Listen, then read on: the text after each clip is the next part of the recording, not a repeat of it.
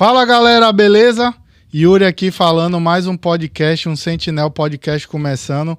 Gostaria de pedir desculpa aqui a vocês pelo atraso. Eu assumo a culpa, eu fui fazer um negócio aqui, acabei fazendo uma besteira aqui, deletei um arquivo, mas o que importa é a informação. Como começa ou como deixa de começar, isso aí depois a gente resolve. Antes de tudo, eu gostaria de agradecer aos nossos apoiadores, né? A Construmex. Se você quer reformar ou construir, entre em contato com a Construmex, mais de 20 anos de experiência no mercado, na área de construção, beleza? Se você está querendo cortar seu cabelo num lugar bacana, com profissionais e um ambiente todo assim, voltado para não só um corte de cabelo, mas uma experiência, né, diferente, você vai procurar o Dom Barber Shop, procura nosso amigo Mauro, lembrando que seguidores do Sentinel tem 10% de desconto lá, então só é você já chegar lá, Mauro, eu quero meus 10% aqui, que tá garantido lá, fazer sua barba e seu cabelo, beleza? Se você tá vindo do Brasil para cá, e quer ter tudo descomplicado, já sua casa alugada, carro alugado, ingresso de parque, só vir para curtir mesmo, sem complicação, você vai procurar a Pan Events, a Pamela, que ela vai deixar sua viagem já tudo certo, chip de celular, você vai ter tudo descomplicado, beleza? Mais de 13 anos também de experiência, são marcas aí renomadas que estão apoiando o podcast. Você também tem o Magic Floor Care.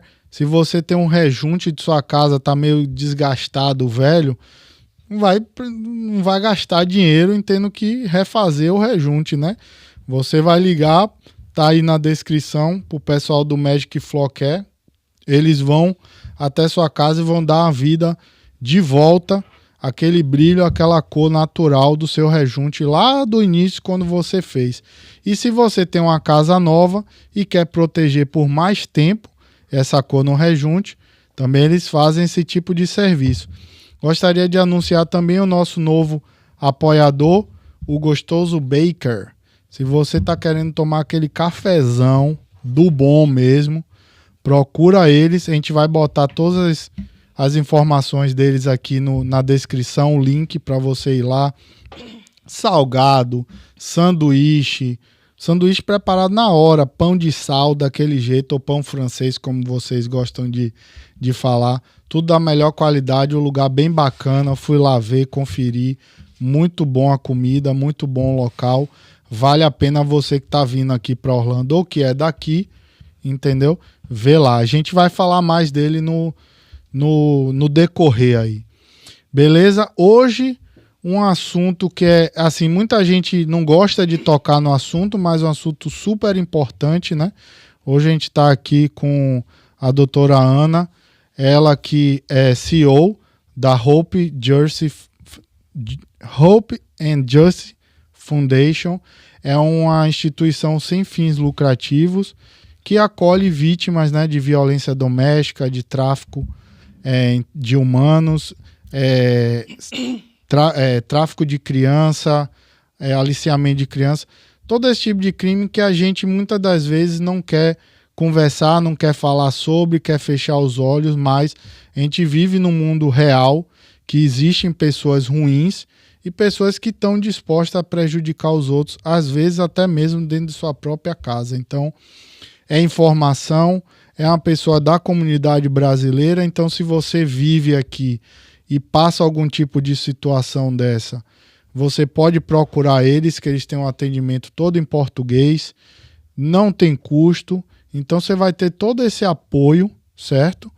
De forma gratuita e na sua língua nativa. Então você vai ter o conforto dessas pessoas que estão preocupadas em lhe ajudar e lhe tirar nessa situação. Ou se você conhece alguém, é importante salientar, manda essa live. Tô falando muito aqui, gente, porque é um assunto realmente muito importante que a gente tem que, cada vez mais, não só a gente, mas a mídia, a televisão, os jornais, tem que dar foco nisso, entendeu? São nossas crianças, é idoso, é homem, é mulher.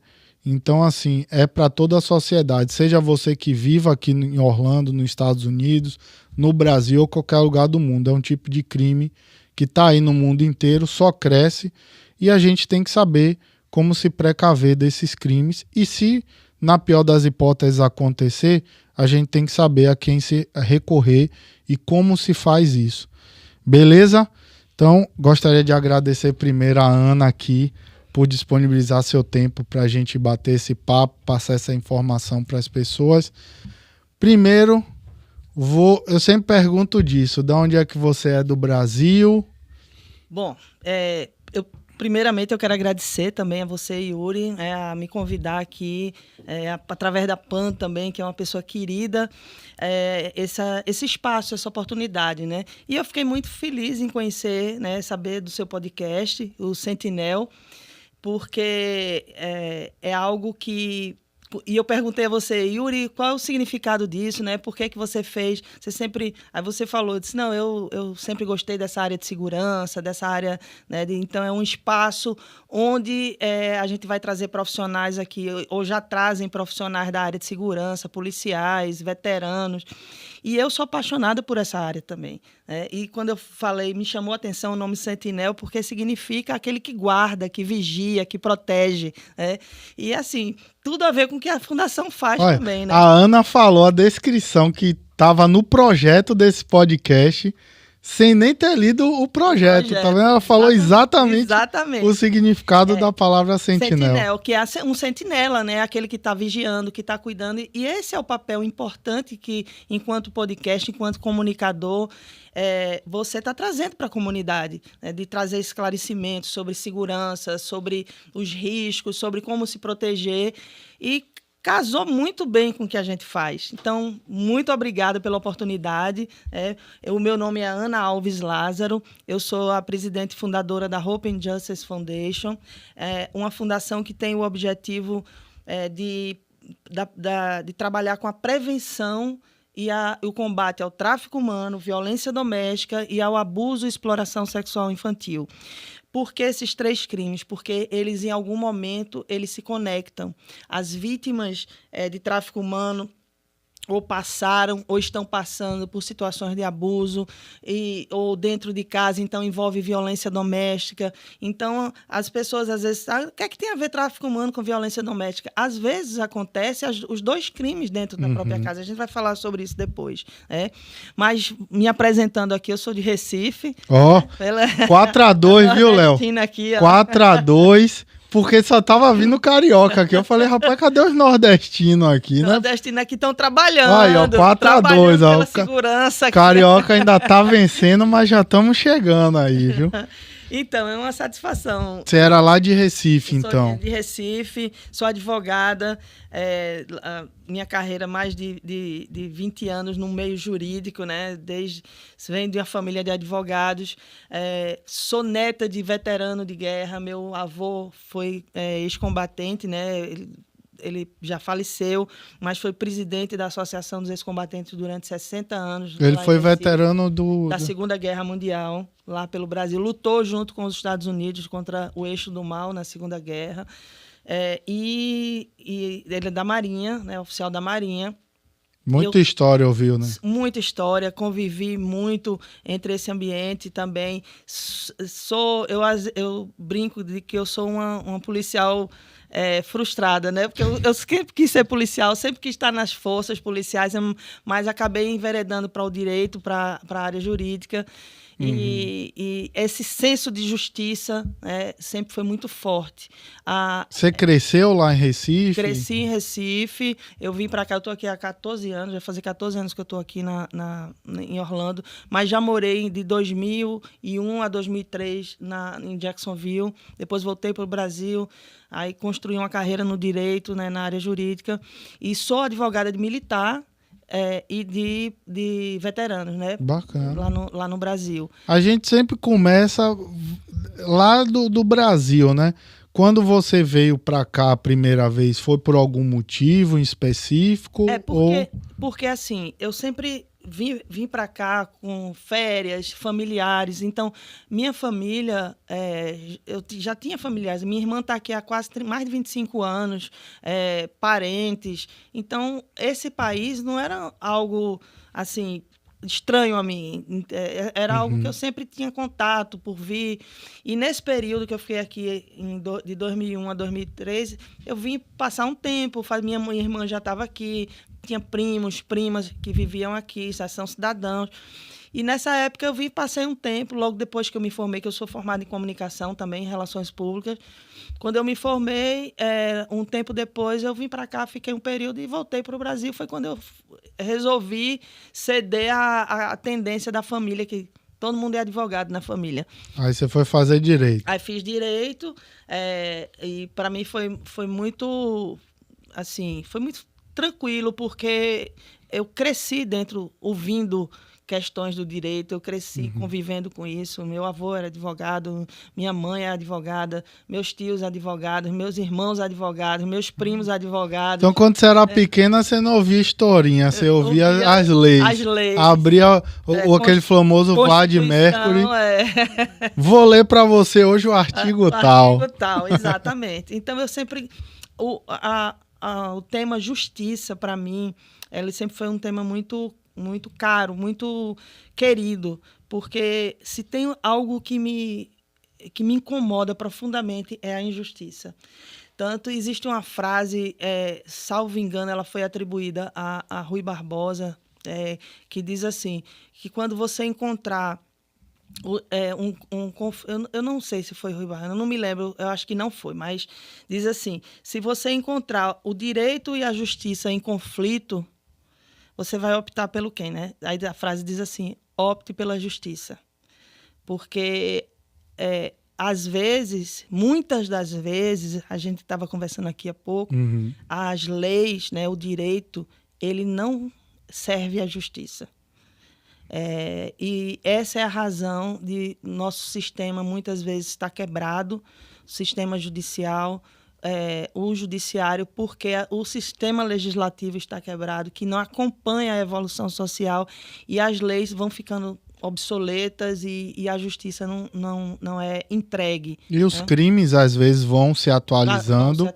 E nem sempre a lei atualiza no mesmo ritmo. Né? E temos esse exemplo aqui na Flórida da lei da violência doméstica, aqui na Flórida, que é uma lei que está extremamente ultrapassada, uma vez que ela não prevê ipsiliter a violência psicológica e patrimonial. Isso Como é a lei aqui na Flórida? A lei só prevê a violência física, né? A violência física, o estupro, algo que você veja que houve a destruição, que você constate o dano físico. Entendi. O dano emocional, psicológico, que é subjetivo, uma vez que precisa, mas ao mesmo tempo não é, porque você consegue comprovar isso através de outras ciências, como a psicologia, como a psiquiatria, né? Como as ciências da saúde mental. Então, o legalista, o julgador legalista, ele vai se ater ali na letra da lei. E ele vai passar por cima de toda uma evolução social, né, de mudanças sociais, de conceitos. Então, a sociedade ela é dinâmica. E a lei precisa ser dinâmica. Sim. E muitas vezes ela não acompanha essa dinamicidade da sociedade, esse movimento da sociedade. E aí não serve a justiça. Ou seja, o direito está sendo exercido, né? Porque a lei está indo, lá, mas a justiça não é feita. Não é feita porque não está tendo a compreensão de outros aspectos do ser humano que são importantíssimos e da sociedade, não só do ser humano, mas da sociedade como um todo. Entendi. Então, a gente, através do nosso departamento de pesquisa, a gente elaborou uma proposta legislativa para o estado da Flórida, com base no direito comparado, utilizando legislações avançadas do mundo, e uma delas é a Maria da Penha no Brasil, que é considerada a terceira legislação mais avançada sobre violência doméstica. E aí a gente preparou esse documento e estamos trabalhando junto com autoridades para que a gente possa levar essa proposta legislativa para que haja uma mudança na lei. né, daqui, daqui da estadual, Flórida, né? estadual, porque a federal ela prevê, que é a lei inclusive do VAWA, que é uma lei de violência que fala contra a mulher, mas na verdade não é só contra a mulher. É violence against the woman, mas é contra homens, contra idosos, contra crianças, no ambiente doméstico. Então, essa lei, sim, ela prevê o abuso psicológico, emocional. É a violência doméstica, não só física. Não, só na física. federal. Na federal. Na estadual. No estado da Flórida, não tem essa previsão. E aqui, no caso, civil, essa lei se sobressai à federal, aqui na Flórida? Olha, quando você vai requerer, né, a tutela do Estado, por exemplo, você quer uma medida protetiva que cabe à tutela estadual. Aí você vai encontrar dificuldade em ter essa medida protetiva, uma vez que não está Porque no estado não prevê isso. Não prevê isso. Você pode até conseguir.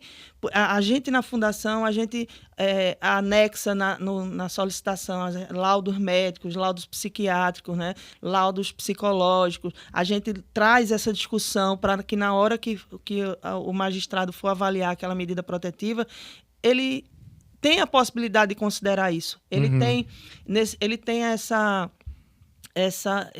outorgado, né, a ele esse princípio do livre convencimento. Se ele entender ali, não, realmente está trazendo um risco,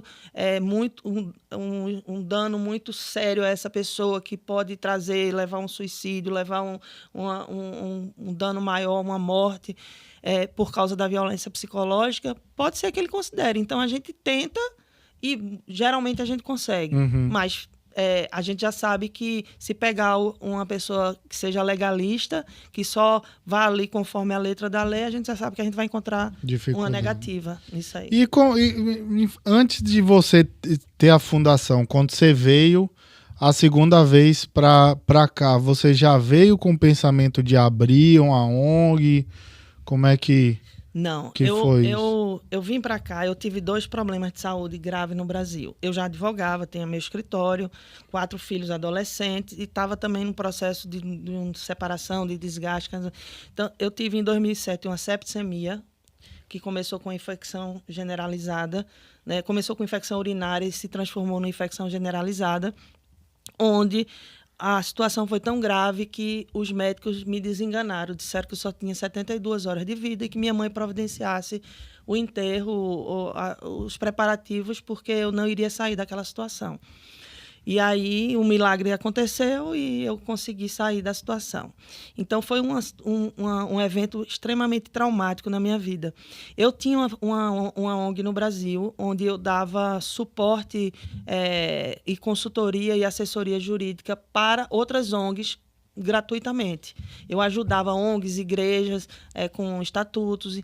E eu também tinha meu escritório com uma carteira grande de clientes.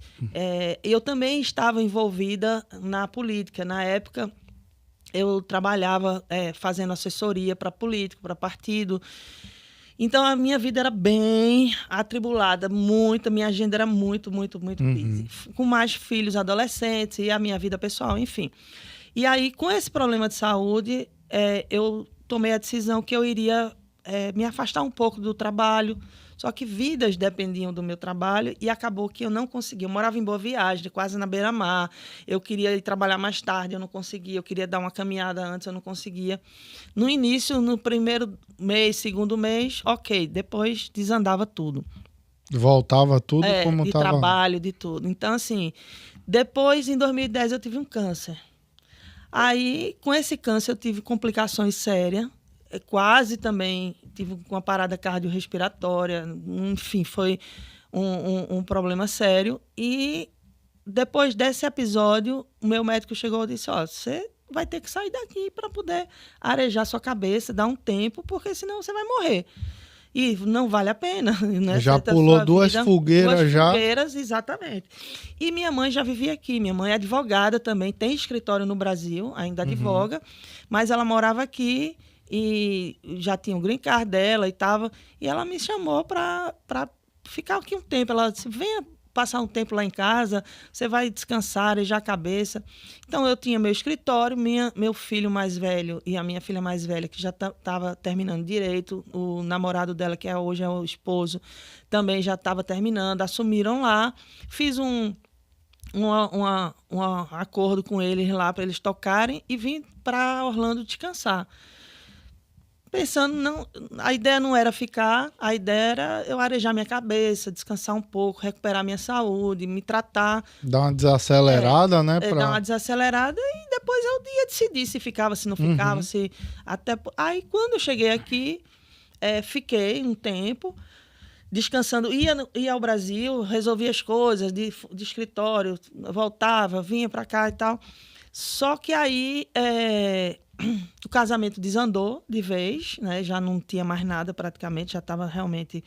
Eu me separei e eu sou membro da First Baptist de Orlando. Na época era o pastor Nassif e tal. Para quem não sabe, porque tem gente no Brasil que não a primeira igreja batista. A primeira igreja batista de Orlando. A primeira igreja a gente tá aí com uma audiência muito legal. Porque tem do Brasil, tem daqui, aí tem gente que... O quê? Mas não entendi o que é inglês. É porque já é o costume, né? Tem alguns termos que a gente já... A gente mistura tudo. Mas aí eu vou esclarecer. Vai me dando toque aí. E aí eu fui apresentada a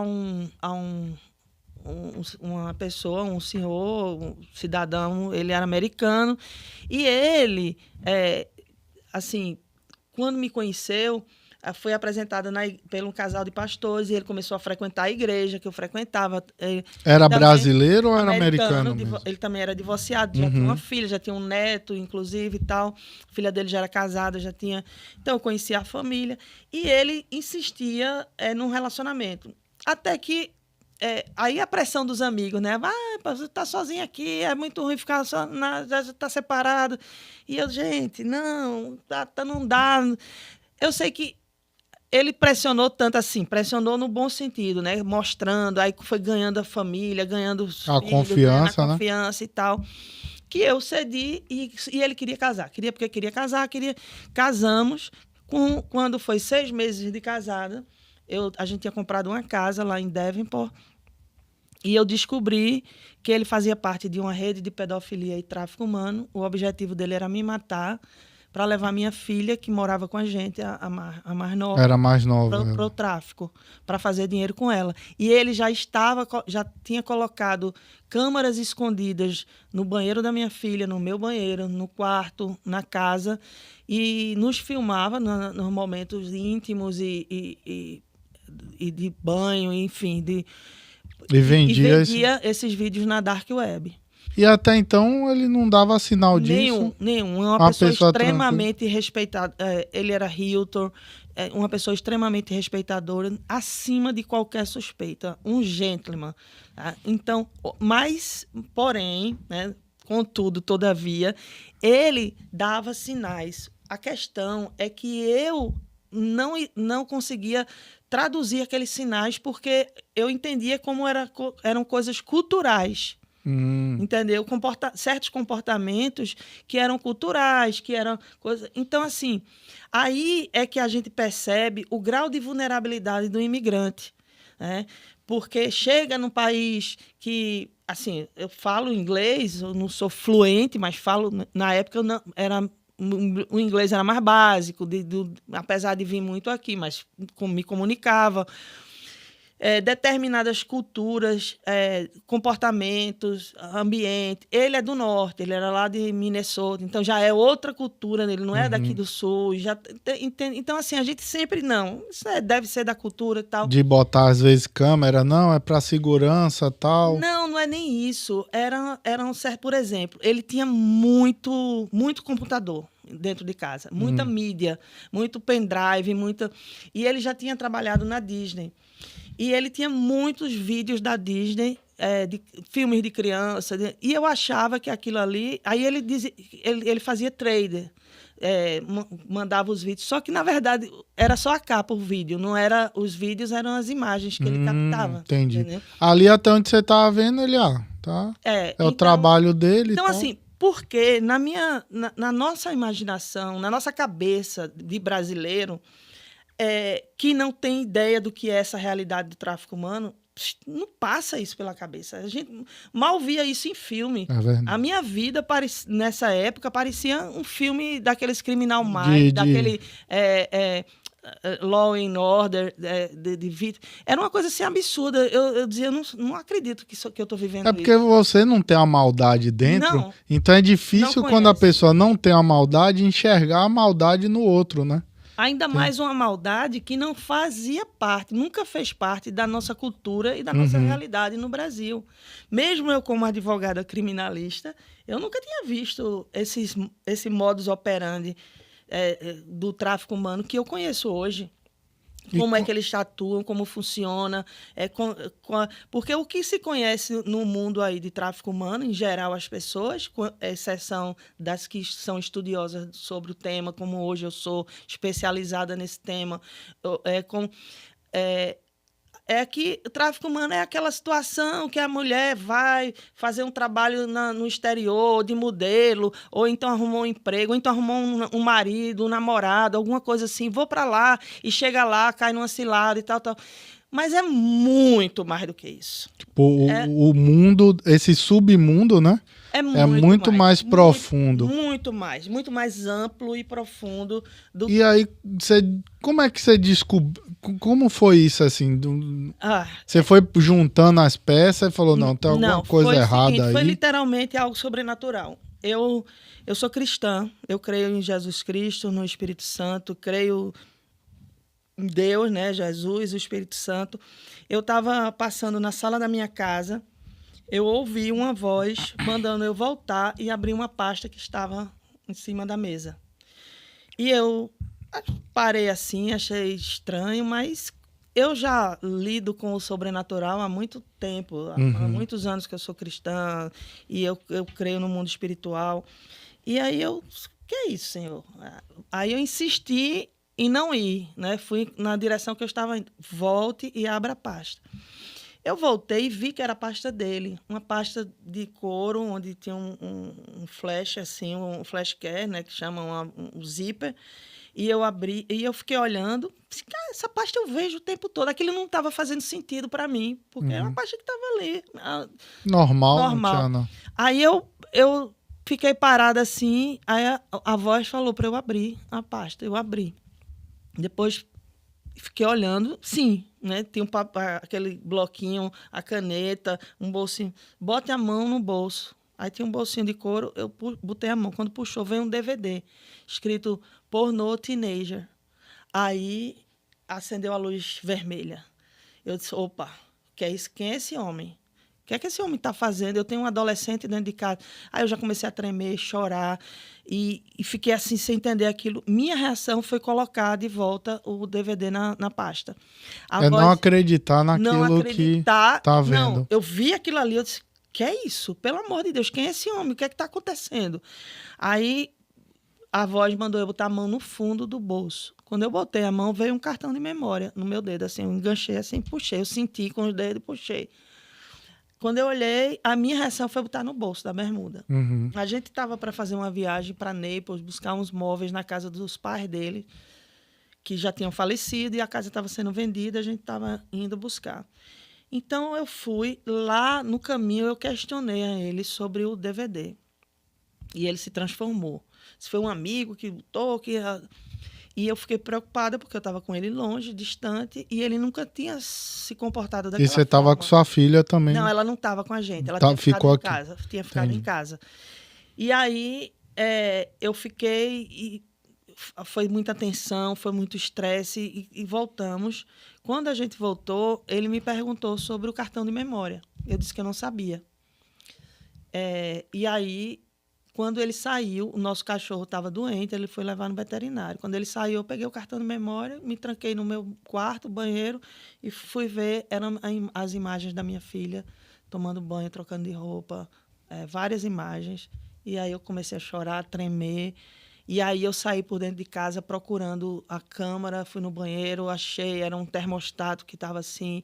Depois eu fui no home office, Comecei a procurar, eu encontrei garrafa de água mineral com câmera, encontrei aqueles alarmes, aqueles... Ah, não era câmera visível, não, era era câmeras escondida. escondidas, lâmpadas com câmera. Ele tinha um arsenal de objetos que continha câmeras, que ele botava Ou estrategicamente. seja, a casa inteira estava E monitorada. tinha feito isso na casa da minha mãe também. Meu Deus. Entendeu? E aí foi O mundo desabou, o mundo né? desabou, foi a pior sensação da minha vida. E eu pensei assim, eu vou matá-lo, né? Vai ser. Aí, ao mesmo tempo, a voz fazia, não faça nada, não confronte, não confronte.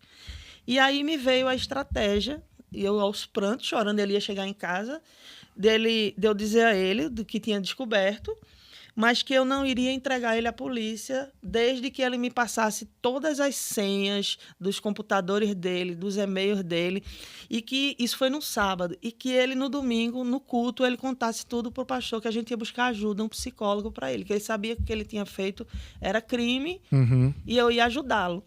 E ele caiu. Então, por que eu fiz isso? Porque se eu simplesmente eu pego tudo aquilo ali e eu levo na polícia, ele era americano, eu sou uma imigrante, era recém-chegada. Quem é que me conhecia? Quem é que ia prevalecer ali? Ele ia dizer que aquilo ali fui eu que coloquei, que plantei. Uhum. E aí ele concordou, só que ele foi para o pastor e contou tudo, ou seja, o pastor da igreja americana.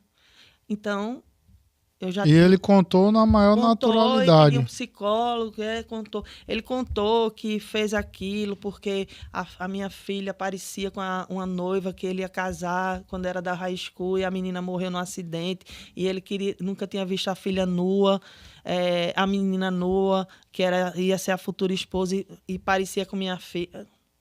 Nojento, sabe? Nojento. Só conversa fiada. Conversa fiada, mas contou. Né? Contou que colocou e prometeu que ia no psicólogo. Então, a ideia era que na terça ou quarta-feira ele fosse ao psicólogo. Quando ele contasse ao psicólogo, aí eu já tinha o pastor e o psicólogo tomando conhecimento. Aí eu chamaria a polícia. E tudo que eu juntei, eu peguei o meu filho, mandei levar para casa da minha mãe, esconder lá. E você segurando E aí eu fui... esse sentimento todo ali. Foi a coisa mais terrível que eu vivi. Imagino. Mais terrível. Além do mais, eu fiquei com as senhas dele todas e eu mudei tudo, todas as senhas, inclusive da Apple dele.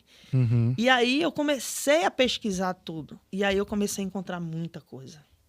E fui salvando. Até então você pensava que ele só era um aliciador de menor, alguma coisa assim? Eu pensava que ele era um pedófilo.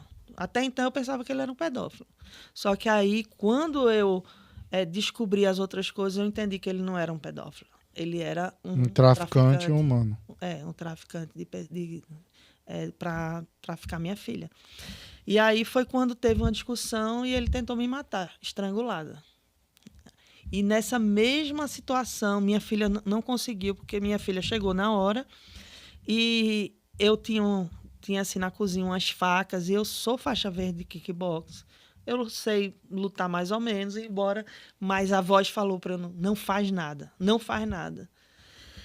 E aí é o seguinte, é uma questão de fé. Então, quem revelou de fato tudo para mim foi o Espírito Santo. Uhum. Porque eu estava enganada, eu ia ficar ali... Você nem ia... Ele ia conseguir o intento dele. E ele me envenenava. Depois das investigações do FBI... entrou o FBI também? Entrou. O depois disso daí você chegou... Entrou o Homeland Security, entrou o Departamento de Drogas e Crimes. E foi quando você entendeu que não tinha nada a ver de ser imigrante, que até então você pensava isso, né? Ah, eu sou imigrante, ninguém vai me dar ouvido. Mas porque eu usei essa estratégia. Imagina a minha dificuldade de provar que eu estava falando a verdade se ele não confessa. É verdade. Ou ele ia apagar tudo, né? Ou então ele dizer que aquilo não foi ele. E aí você foi na polícia, levou tudo isso, hein? Aí nesse dia que ele tentou me matar, logo em seguida ele fugiu. Aí eu peguei todas as minhas coisas com meu filho, minha filha, fui para casa da minha mãe. Ela não estava lá. E aí ela estava viajando. No outro dia, eu chamei os pastores que me apresentaram a ele, chamei o pastor da minha igreja, chamei uma amiga e chamei a polícia. Só que era outro condado. Davenport é Polk County. Minha mãe morava em Orange County, mora em Orange County. E aí, depois que eu conto tudo, aos prantos, passei a noite acordada, só chorava. Aí o policial fez, você tem que levar lá na delegacia de Polk County. Aí eu fui para Polk County. Quando eu chego com a caixa, com a minha filha, começo a falar para o xerife, o deputy, ele manda eu parar e me leva para uma sala. Aí chega a FBI, chega o FBI, chega Homeland Security, chega o departamento de drogas, chega de crime. Foi tanta, tem os departamentos também de abuso, né? Porque, assim, era tanta informação que eu tinha e tanta... Eu fiquei... Quando ele fugiu, ele levou só o iPad dele, mas todos os computadores dele ficaram... Eu botei tudo. Você mudou a senha de tudo, então? Até o celular dele ficou comigo. Ele não conseguiu levar o celular. Então, assim... Eu entreguei tudo de bandeira. Não era uma pessoa, não era assim, a polícia deve ter identificado não como uma pessoa sozinha, mas uma organização que estava por trás daquilo. Exatamente. E ele era dessa organização. E ele passou um mês foragido. A polícia, a detetive, muito sabiamente, ela colocou só a bateria de estrangulamento, domestic violence, que é outra coisa que eu acho um absurdo, porque... Quando um homem de mais de 200 libras aperta o pescoço de uma mulher até ela ficar sem respirar, aquilo ali não é violência doméstica. Tentativa de homicídio. Né? Mas battery de domestic violence, de estrangulamento, uma coisa assim. E ela só botou aquele crime ali. Não botou nada do resto. Do resto, que era que nessa época, esse tipo de conduta não era ainda considerado tráfico humano. Veio a partir de 2020 ser incluído Isso já era de acordo com o protocolo de Palermo, essa conduta. Só que não estava sendo ainda implantado isso aqui nos tribunais, entende? Na polícia, na legislação. Depois eu vou explicar essa parte da legislação. Aí a detetive botou. Então, ele mandou mensagem para mim dizendo que ele ia voltar para casa, que ele ia se entregar na polícia, ele ia passar uma noite ou duas preso, ia pagar a fiança e ia voltar para casa. Se eu quisesse, era assim. Só que quando ele chegou na polícia, tinha 29 charges contra ele. Que foi o federal, o FBI e tal. Exatamente. Aí ele foi recolhido. Aí passou um mês e pouco preso. Depois pagou uma fiança de $123 mil. Fez um acordo lá. Para responder em liberdade. Aí saiu. Só que quando ele saiu, eu recebi uma carta de 2 assassinos que estavam com ele na cela, na prisão, 2 criminosos. Eu tenho essa carta, a polícia tem, está no processo, tem tudo, eu tenho. Aí esse criminoso, um deles falou assim, que ele estava tentando contratar eles por $70 mil para me matar e matar minha filha, porque ele queria ficar com a casa. E ele estava dizendo que ele era um disgust pervert, um pervertido nojento, tradução. O tal do cara lá, o meu ex. E que o criminoso ele tinha uma filha de 10 anos e não podia imaginar alguém fazer com a filha dele o que ele disse que queria fazer com a minha filha. Ou seja, até dentro da lei do próprio bandido, ele até essa lei, vamos dizer assim, esse código de esse ética código dele, entre os bandidos, ele foi demais. Até pro bandido ele falou, não. Até demais. Porque ele contou tudo, qual era o plano dele, que ia fazer muito dinheiro e tal. Aí, com essa carta, eu chamei a polícia e ele foi preso novamente. Quando ele foi pego, ele estava com uma tornozeleira, ele foi pego com o iPad, transmitindo novamente as imagens, vendendo, fazendo mais dinheiro com as imagens que ele ainda tinha conseguido esconder. Aí ele foi preso. Ele fez isso, ele saiu umas 3 vezes. Por isso que eu falo, o sistema... a gente pensa que os Estados Unidos... Tem gente que fala assim, não, nos Estados Unidos a lei funciona. Pode funcionar até um pouco melhor do que Depende. relativo. Depende de qual lei. Essa afirmação, ela é relativa, ela não é absoluta, entendeu? Porque no Brasil também tem lei que funciona, Sim. mas não é tudo, e não é de toda forma, e não é para todo mundo, entende? Então, assim, o sistema ele é falho. Em qualquer lei é feito por homens, né? Ele é falho. E aí aconteceu que ele, nessas indas e vindas dele, uma das vezes o alarme da minha casa disparou, eu tentando fugir, achando que já era alguém que ele tinha mandado para me matar, alguma coisa. Fui tentar fugir pela janela do telhado, uma coisa, eles caí e quebrei meu braço lá em 5 partes. Esse braço esquerdo aqui, eu tenho 17 parafusos. Enfim, foi uma experiência assim, bem... Mas era alguém? Era ele? Era a minha filha que estava chegando e eu estava... Ou seja, o nível de estresse... de estresse, de adrenalina, estresse pós-traumático, era gigante. Qualquer barulho em casa...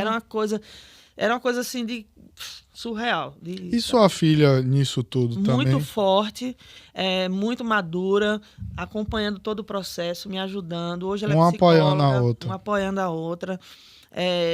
Ela era uma adolescente, tinha acabado de completar 15 anos, né?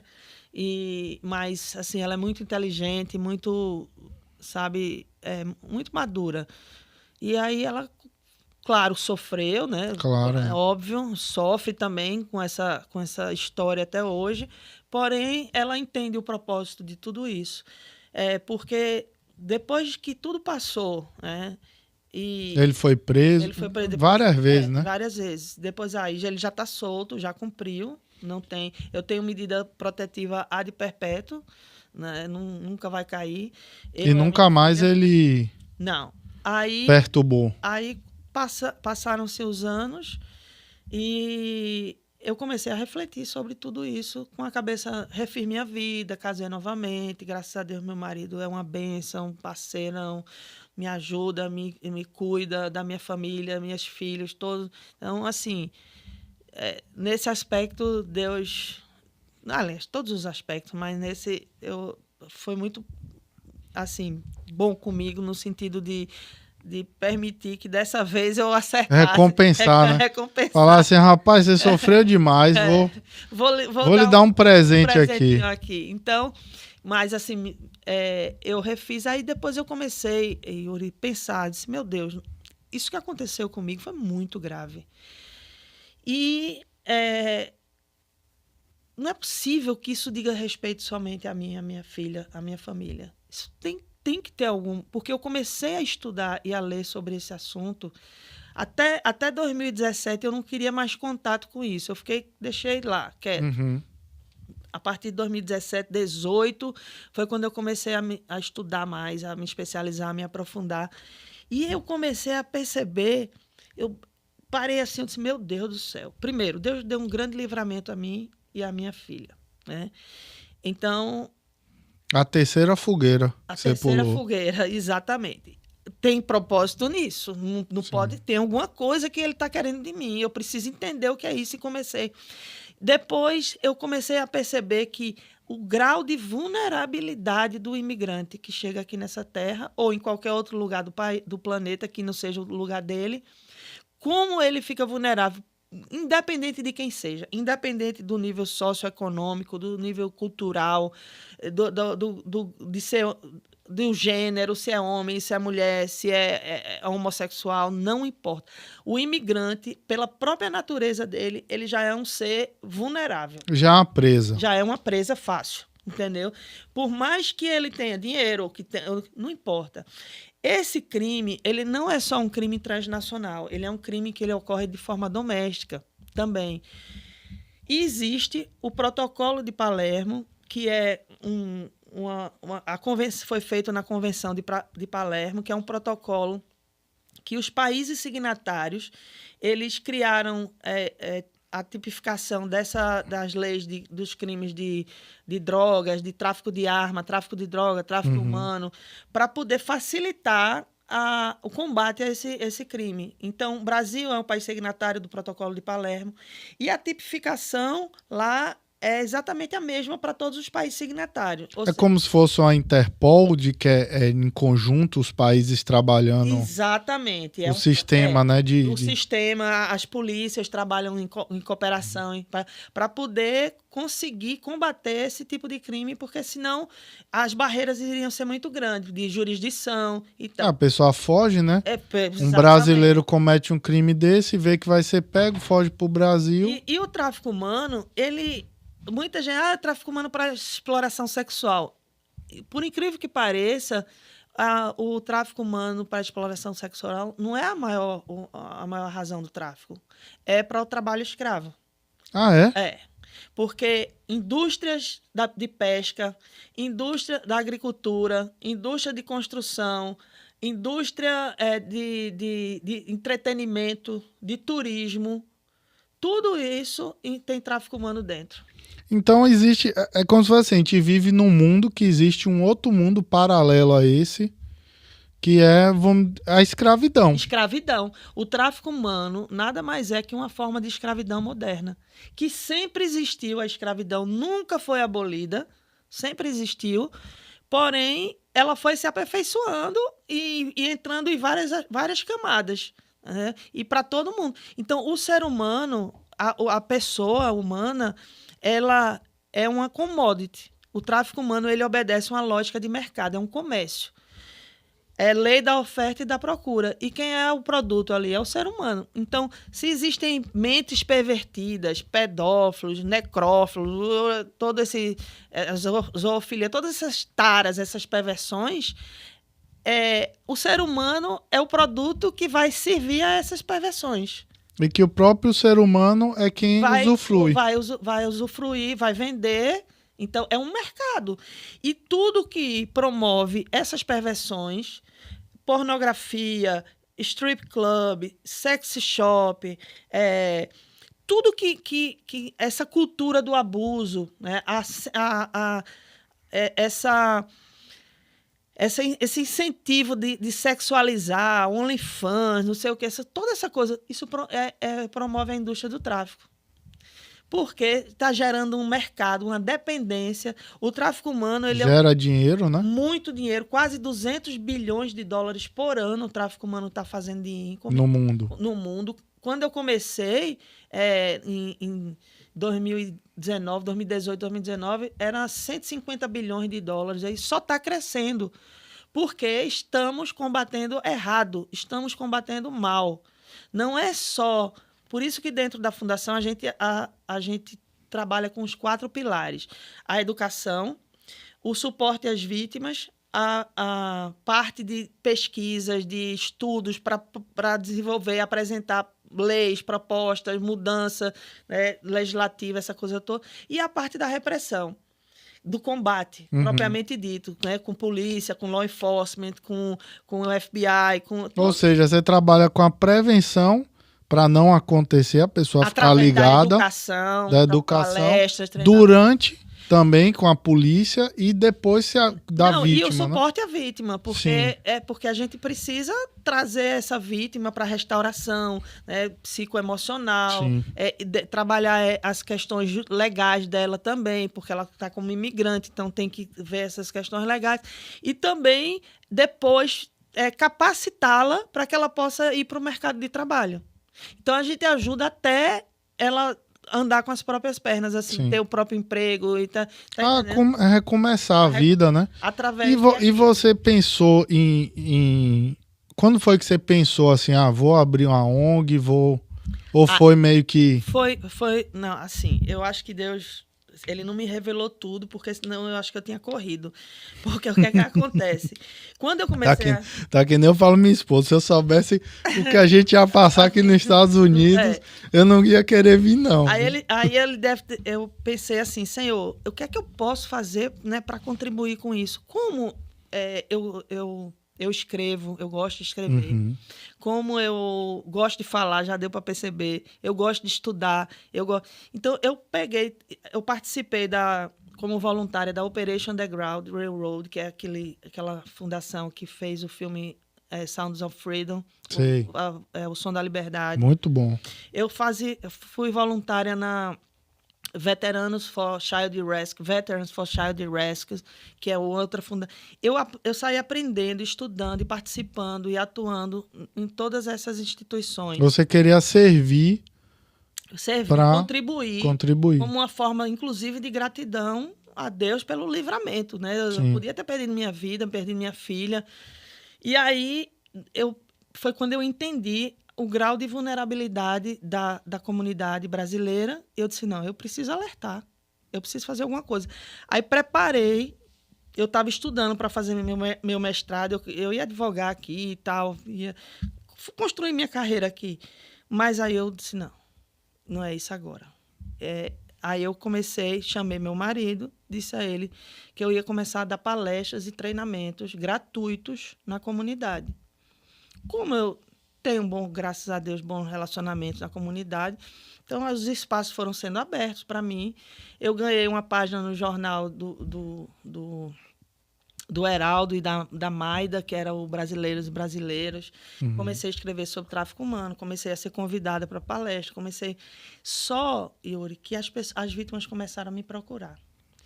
E eu disse, e agora, o que é que eu vou fazer? Porque não era esse o meu propósito. O meu propósito era só a educação. Era informação, passar informação, mas... E gratuitamente. Era informação para prevenir. Para prevenir. Aí foi quando as vítimas começaram a me procurar. E eu disse, o que é que eu vou fazer? Aí comecei a ajudar. Aí, por exemplo, você era advogado. Aí eu, Yuri, me ajuda com essa veia, ela não tem condição e tal. Aí você, não, pode deixar, não vou fazer. O outro, psicólogo. E com a minha rede de amigos profissionais, eu fui construindo uma rede de apoio para essas vítimas. Eu atendia no Starbucks, eu atendia no Panera Bread, eu atendia nas igrejas, eu atendia nos estacionamentos, no Walmart, quando as vítimas me procuravam. Aí apareceram 2 mantenedores que propuseram ajudar e alugar um espaço. Eles passaram um tempo pagando, mantendo todo o espaço e toda a estrutura. A coisa foi tomando a proporção, foi chegando psicólogo, foi chegando advogado, fui fazendo parcerias e aí terminou abrindo a fundação. Mas antes o nome chamava-se Movement, era um movimento, era Hope and Justice Movement. Aí depois, quando começou a juntar a gente, aí virou Hope and Justice Group. Aí depois virou Hope and Justice Foundation. Aí tá essa bênção que tá aí, né? Essa luta, esse muito desafio, trabalho. Muito trabalho. E assim, coisas incríveis. Só esses últimos 3 anos acabamos de fazer o levantamento, as estatísticas. Foram mais de 2.500 vidas que a gente cuidou, transformou, atendeu, ajudou. A gente está com um trabalho agora para dar uma resposta eficaz, eficiente e legal ao abuso nas instituições religiosas cristãs, abuso sexual infantil. Nas igrejas. Nas igrejas aqui isso acontece muito, é um ambiente Ana, aqui. É um ambiente que mais acontece. Primeiro, é num ambiente doméstico. As crianças que são abusadas sexualmente, quase mais de 80% são abusadas por pai, ou padrasto, ou mãe, ou tio, ou irmão, alguém da confiança, da família ou do ciclo de amizade. Aqueles parentes de primeiro grau. E amigos próximos. Então, quando você vai para a estatística, você vai lá ver quem foi abusada por quem. Foi o padrasto, foi o pai, foi o irmão, foi a mãe, foi a tia, foi o tio. É um número bem significativo. Depois vem um ambiente religioso. Por quê? Porque os predadores, eles sabem que nesse ambiente as pessoas estão vulneráveis, estão ali desarmadas, né? Estão ali buscando e têm a sensação de que estão seguras. E religioso, para que fique claro para as pessoas, não é só essa igreja, aquela igreja. Não, é todas as religiões. Todas as religiões. Seja católica, evangélica, espírito, terreiro, o que for. Tudo, num ambiente religioso. Porque justamente é o que você falou, né? Muita gente que procura uma igreja, um terreiro, um centro espírita, é geralmente na dor. Então, ou seja, tá vulnerável, psicologicamente e tudo. E geralmente esses abusos são cometidos por lideranças. Uhum. Por quem deveria... que deveria proteger, por pessoas que ocupam funções, né, de liderança, cargos de liderança, e que cria aquele ambiente de poder, de autoridade, né? E aí geralmente acontece, fora disso aí acontece, mas geralmente são nessas situações. E não somente o abuso sexual, mas tem outras formas de abuso também.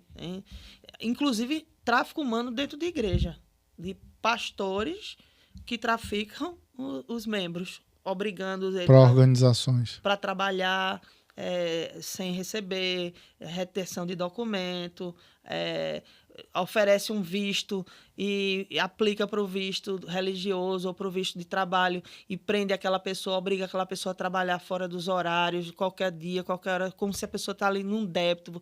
Você está me servindo porque eu estou dando um visto a você. Então, você me deve porque eu fiz isso por você. Então aí você não tem um limite ali de horários de trabalho. Ou seja, isso também é considerado um tráfico. Tráfico humano. Que muitas vezes a gente só pensa o pior, né? É como você falou, quando a gente pensa em tráfico humano, a gente pensa o quê?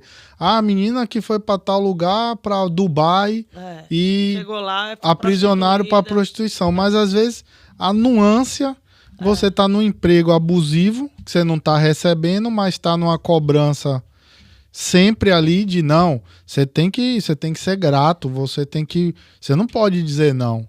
E isso também é um tráfico. É tráfico, porque todo o trabalho ele tem as especificações dele, né? Você vai trabalhar como secretário ou secretário, aí tem lá a descrição da função que você precisa fazer. Então, tudo que passar daquilo, do que foi acordado, aí e você retém documentação da pessoa, você retém...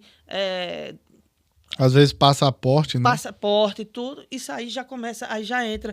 Então, por isso que é tão importante entender a tipificação do tráfico humano, que é fácil, qualquer pesquisa no Google, no nosso site tem lá a tipificação, para você entender, enquadrar. Você tem ali o meio, né, o meio que você está utilizando, você tem lá a finalidade, né, para exploração e tal, para que e você tem o propósito, né? Você tem o meio. O que é que você está fazendo? Você está transportando, você está abrigando, você está... Então, existe... ela é dividida nesses 3 aspectos, né? Como você está fazendo, por qual é o meio de coação, de tal, e o propósito. Então, isso está bem explicadinho lá no site da Hope and Justice, para as pessoas entenderem. E todo mês, a última segunda-feira do mês, eu dou um treinamento sobre os sinais do tráfico, prevenção e combate na sede da Fundação, gratuito para a comunidade. Então, bacana, é bom informar isso, né? Porque realmente às vezes a pessoa tá sofrendo, mas ela não tem nem consciência. Ela acha que é assim, não, eu realmente devo vamos dizer assim, essa gratidão. Às vezes a pessoa nem passa na cabeça dela. É muito comum, né? Isso aqui em Orlando, muito comum. De pessoas que retêm a documentação ou obrigam a pessoa a trabalhar porque deu visto, ou então porque... E cria uma... que a pior de todas é a escravidão mental, emocional, psicológica. Porque tem pessoas que elas foram tão... aliciadas, que ela está ali naquela situação e ela não se dá conta e é difícil tirar. É muito difícil tirar uma vítima de uma situação de escravidão, de dependência psicoemocional. Né? É muito difícil. É mais difícil do que quando é financeira. Porque financeira a gente faz uma estratégia, ajuda, né? E tira. Mas quando é a emocional, é complicado. É mais difícil. Aí vem a síndrome de Estocolmo, né? Vem a síndrome a conexão que tem com o algoz, né? Com a dependência emocional, né? Essa aí é mais difícil, mas a gente consegue. Vai ali aos pouquinhos trabalhando. Consegue. E aí, então, o pessoal começou criou a fundação que chegou até o que é hoje. E você atende qualquer, seja mulher, seja homem. Qualquer ser humano que precise, que tenha sua dignidade usurpada, ferida, seus direitos, e que sejam vítimas desses crimes, Pode procurar pode vocês. procurar. A gente tem um protocolo de atendimento que tem dado um resultado excelente. Temos tanto daqui quanto no Brasil, porque a gente também atende online. Uhum. A gente tem psicólogas, tem counseling, certificados aqui na Flórida, temos profissionais de todos. A gente tem um time muito, muito bacana, muito grande. E tudo sigiloso também, né? Não, totalmente. E a gente falou essa questão do tráfico e da questão de pegar a pessoa daqui para mandar para outro país é mais difícil ou é mais interno mesmo aqui que tem? Não, acontece demais isso aqui. Para mandar para a Europa. Para a Europa, porque é o seguinte, essas organizações criminosas, elas atuam no mundo inteiro. Uhum. É tudo interligado. É tudo interligado. Então, você tem a máfia russa, você tem aqui em Orlando, você tem a tríade chinesa, você tem a Yakuza, você tem os cartéis mexicanos, você tem os cafetões americanos. E quem são esses atores desse cenário? São grandes empresários de grandes multinacionais, muitas vezes donos de hospitais ou médicos, porque tem o tráfico para o mercado negro de órgãos também, entendeu? De pessoas que... Teve um caso de uma filha de uma brasileira recente que ela conheceu um cara num aplicativo desse, começou a namorar, foi para um date e desapareceu. Depois, quando a polícia entregou ela à mãe, a menina estava sem os órgãos todos. Nossa. Então, assim, isso acontece muito, entendeu? Diariamente ninguém tá... A cada 5 minutos que a gente está conversando aqui, uma criança está sendo abusada, uma mulher está sendo violentada, um homem está sendo sequestrado. Porque é trabalho escravo, é soldado forçado, é casamento forçado, trabalho para a agricultura, para a pesca. Dentro dos Estados Unidos. Dentro dos Estados Unidos. Aqui só não tem o soldado forçado, né? Uhum. Mas o resto, fora os rituais satânicos, né? Que utilizam seres humanos nos rituais, especialmente crianças. Todo ser humano ele tá sujeito a uma situação dessa. Por quê? São conceitos que a gente tem que entender. Hoje o mundo... Sempre teve perigo no mundo. Uhum. O mundo, a questão da segurança, ela nunca foi absoluta. Dizer assim, isso aqui é um ambiente 100% seguro. Eu desconheço esse ambiente que esteja 100% seguro de tudo. Porque onde tem seres humanos, corre o risco de dar alguma coisa errada. Entendeu? Só se não tiver a pessoa sozinha na quatro paredes, trancada a vida toda. Então, o mundo, a sociedade, está cada vez mais perigosa. Existe uma diferença entre perigo e risco. Tá? O perigo deixa eu dar um exemplo. Você está andando de bicicleta numa avenida movimentada. E você está andando de bicicleta num parque. Nas duas situações, você tem o perigo. Uhum. Mas o risco maior de acontecer alguma coisa com você vai ser numa avenida movimentada. Entendi. Então, perigo a sociedade é um perigo. Você está na rua é um perigo, entendeu? Todo o ambiente que a gente vive, a gente tem perigo. Só que o grau de risco que aquilo vai trazer é diferente, entendeu? Então, você está na rua aqui normal, aí vai para uma rua mais perigosa. É o menos e o mais. O perigo ele vai estar lá. É igual. Agora, o risco é que ele vai variar, conforme você está preparado. Então, se a gente, através da fundação... É a probabilidade de dar ruim. É o risco. Nunca é zero. Nunca é zero. Nunca é zero. Então, o mundo ele é um mundo perigoso. Mas você vai deixar de viver? Você não vai deixar de viver. O que é que você tem que fazer? Você tem que se preparar, entender o modus operandi do seu inimigo, do crime, para você se proteger, proteger sua família e sua comunidade. Uhum. Então, como é que você vai brigar? Você vai se proteger de um inimigo que você não conhece. Você não sabe como ele atua, você não sabe qual é o modus operandi dele. Você tem que conhecer seu inimigo para você combater ele, entendeu? E é isso que a gente faz. A nossa proposta é tirar Orlando do 3º lugar e colocar no 100º. Orlando está em 3º lugar. Está em 3º lugar. Nos Estados Unidos. Nos Estados Unidos. E a Flórida também em 3º lugar. A nossa proposta em é termos de tráfico humano? Em termos de tráfico humano. É a 3ª cidade que mais tem casos reportados de tráfico humano no país inteiro. Orlando.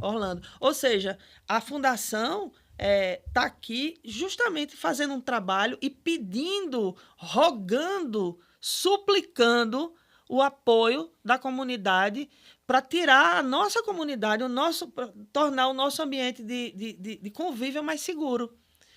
O primeiro lugar é Califórnia, Las Vegas, né? Las Vegas, Los Angeles, na San Diego também, mas é Los Angeles.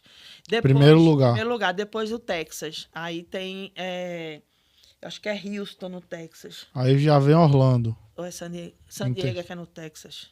Não, San Diego é na Califórnia. É isso mesmo. Eu tô precisando mais café. Tô brincando. Então, assim, Califórnia, Texas e Flórida. Rapaz, então, eu não imaginava que aqui. Eu também, antes de... Por quê? Orlando é uma cidade extremamente turística, não só pelo turismo de parques, que é onde tem uma incidência muito grande de tráfico, de sequestro, de abuso, mas pelo turismo de convenção. Esse turismo de convenção, os centros de convenções, os maiores e melhores centros de convenções... Aquelas conferências, você fala. De conferência. Vêm executivos do mundo inteiro e do país inteiro para cá.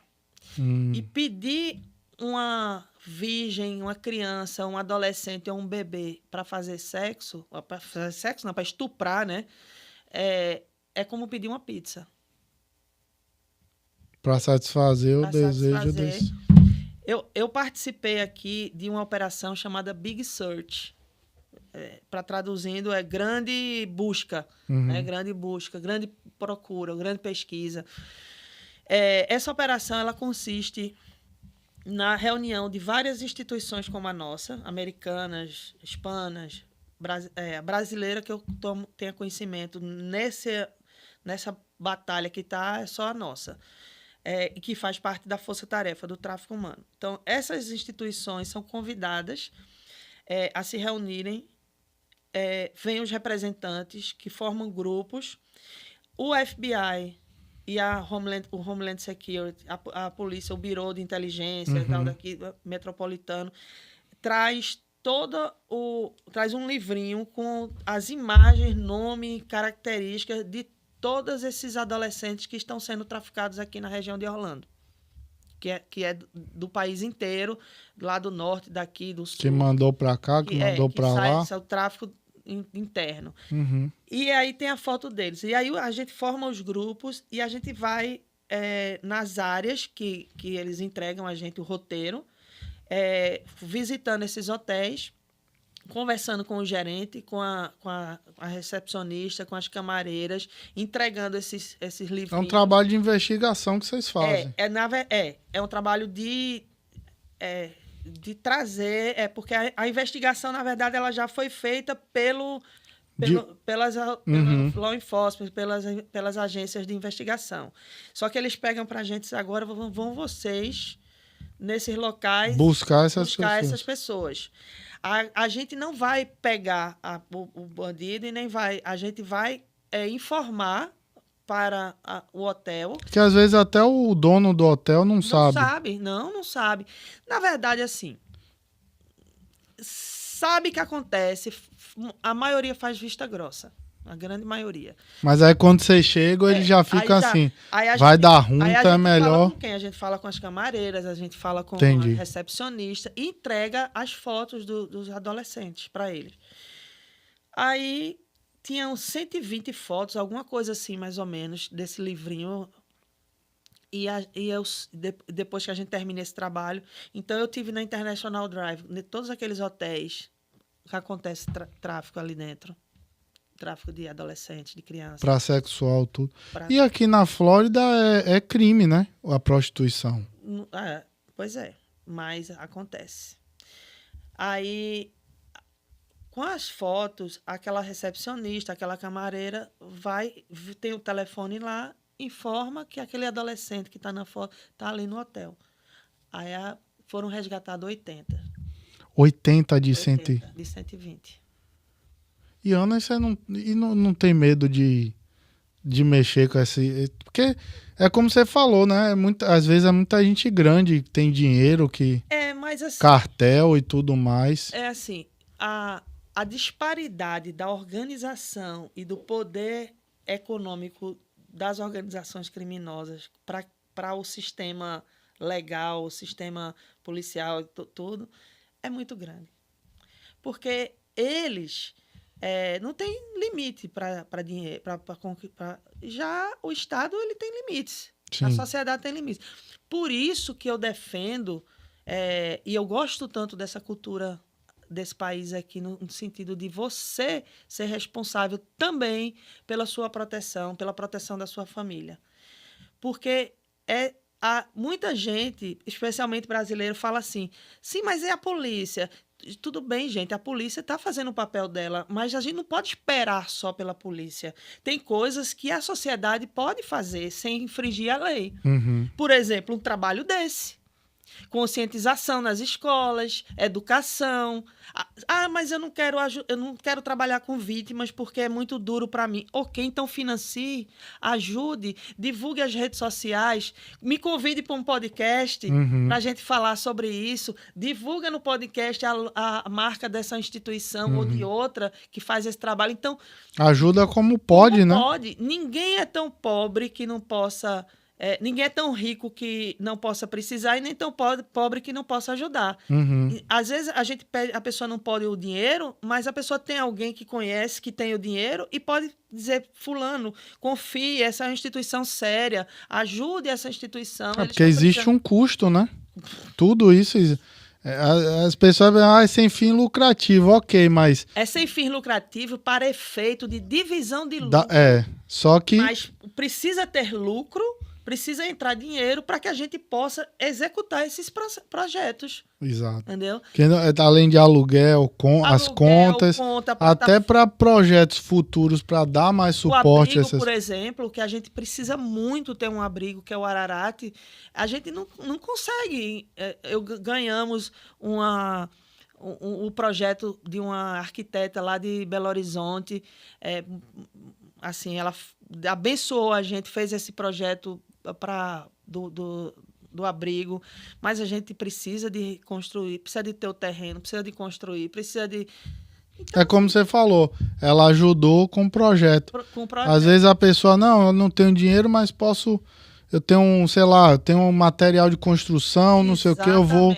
Exatamente. Não precisa estar diretamente ligado ali, porque realmente, assim, pelo que você fala, a pessoa tem que ter um emocional E como é que você faz, Ana, para ouvir essas pessoas que procuram vocês, né? E assim, como é que você faz para ouvir de forma técnica, né? Para tentar entender o que é que aconteceu e não se envolver emocionalmente. Ou se envolve, né? Não sei. Veja bem, a minha própria profissão, por si só, já é algo que capacita e a gente tem essa vocação de analisar as questões, qualquer questão, de forma técnica, de forma profissional.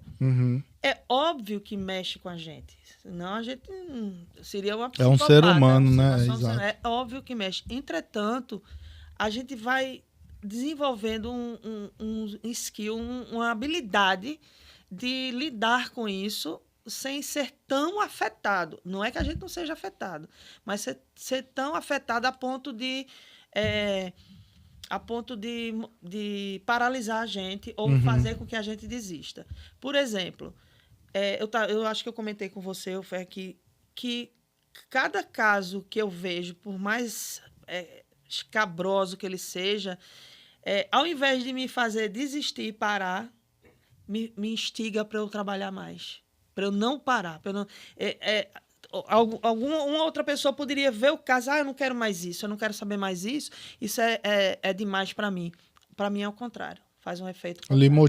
Me motiva para cada vez eu lutar mais, eu combater mais. Botar essas pessoas presas também, né? Botar essas pessoas presas, resgatar essas vidas, salvar a sociedade, né? Porque é como eu falei, tudo que acontece na nossa sociedade, na nossa comunidade, que é um sistema, vai refletir em todos nós. Uhum. Se algo acontece com você, com sua família, vai refletir. Ainda que eu pense que não e que eu acredite que não, mas vai, porque nós somos conectados. Uhum. Então, quando você entra num ambiente que é um ambiente negativo, carregado, você está junto de uma pessoa negativa, você não sente aquele peso, aquele ambiente.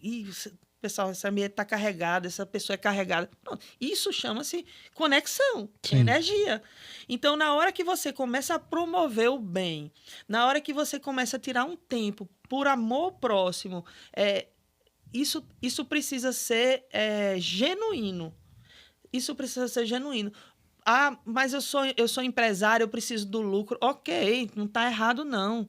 Mas a gente está num país que o governo e que a sociedade admira e respeita todo aquele que faz o give back, dá o retorno. Você ganha dinheiro, você produz, você recebe mas você se lembra que tem outras pessoas que não estão conseguindo fazer o que dá de volta à sociedade. Vamos dar aqui, vamos ajudar essa instituição, vamos ajudar essa escola, vamos ajudar essa igreja, tá entendendo? Então, é essa visão coletiva que as pessoas precisam entender que isso que me afetou afeta todos os outros. A pessoa pode tentar dizer, não tenho nada a ver com isso. Tem. Pode não ter hoje, mas amanhã ou depois ninguém sabe. Se não for com ela, pode ser com o filho, pode ser com o conhecido, neto, pode ser na escola, porque o mal ele vai se espalhando. Se as pessoas de bem não se unem, cruza os braços e não joga a luz nessa escuridão, vai tomando conta e a coisa torna o caos, chega um ponto que realmente ninguém suporta. Essas pessoas, eles trabalham na sombra, né? Na sombra. Ou seja, não é na vista de todo mundo, né? Não malignidade. Então, é por isso que eu nunca me canso de repetir de parafrasear o Edmund Burke com essa frase que é atribuída a ele, né? De que para o triunfo do mal, basta que os bons não façam nada. Então, se você é uma pessoa do bem, se você é um empresário que você se importa com a sociedade, com a comunidade que você vive, com as escolas, com a cultura que está sendo construída ali, você se envolve com um projeto desse. Sim. Entendeu? Agora, se você não está nem aí, vai sofrer as consequências também depois. Porque o mundo ruim, ele fica ruim para todo mundo. Para todo mundo, exatamente. E a tendência é piorar. A tendência é piorar. E no caso, Ana, já teve algum caso assim que você já atuou na questão de alguma mulher que foi... Porque assim, o que é que acontece muito? Às vezes a mulher imigrante casa até com uma pessoa americana e é o que você falou, a chantagem, a violência emocional, né? Que o cara bate na mulher e ele sempre fala, não, se você ligar para a polícia... quem vai ser deportado é você, quem vai ser preso é você, por falta de conhecimento dos direitos, das leis, né? Porque muitas vezes não fala nada inglês, então tá naquele mundo que tá vivendo só dentro de americanos, né? Que o marido é americano, então provavelmente a família, os amigos e tal. Geralmente ele isola ela também. Isola. Então, assim... tem alguma coisa, assim, a gente sempre pergunta isso seja policial, alguém que trabalhe nessa área de resgate, que tem alguma coisa a ver status imigratório com chamar a polícia por... Absolutamente não. Não tem nada a ver. A polícia, a despeito desse momento atípico que a gente está vivendo, mas a preocupação da polícia é combater o criminoso, o crime, e ajudar a vítima. Né? Se a polícia ela é chamada, esse é o papel dela. Ela não quer saber... não é a responsabilidade, a competência dela, saber se está legal, se não está legal, se está fora, está dentro. Não é a competência. O papel da polícia é combater o crime e resguardar e trazer a segurança para a comunidade, né? E levar o criminoso a receber a punição do Estado. Uhum. Bom, então assim, ligue para a polícia. Tem que ligar para a polícia. Se tiver alguma dificuldade com o idioma, se tiver alguma... Tem muito policial, graças a Deus, brasileiro. Precisa ter mais, né? A gente está aqui para incentivar. Mais. Eu já não entro para a polícia porque eu não tenho mais idade. Mas eu estou dando a minha contribuição como apoio. Sim. E tal.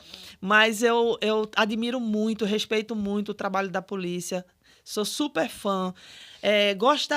Eu tenho procurado promover mais aproximação da nossa instituição com a polícia também, tanto com Orange County, quanto com Osceola, com Polk County. Inclusive, eu tenho uma admiração pelo xerife lá de Polk County. Foi ele que prendeu... eu gosto também dele. Eu gosto das declarações dele. Eu gosto muito. Eu acompanho todos esses xerifes, sabe? Eu tenho um respeito... do Osceola é até um hispano. É um hispano. O Marcos, ele é bem engajado nessa... bem engajado na comunidade. Sim. Eu fui diretora da Câmara de Comércio de Brasil, Estados Unidos, e ele também ia muito lá. Está sempre nos eventos, né? Agora eu estou um pouco afastada, mas focando na fundação.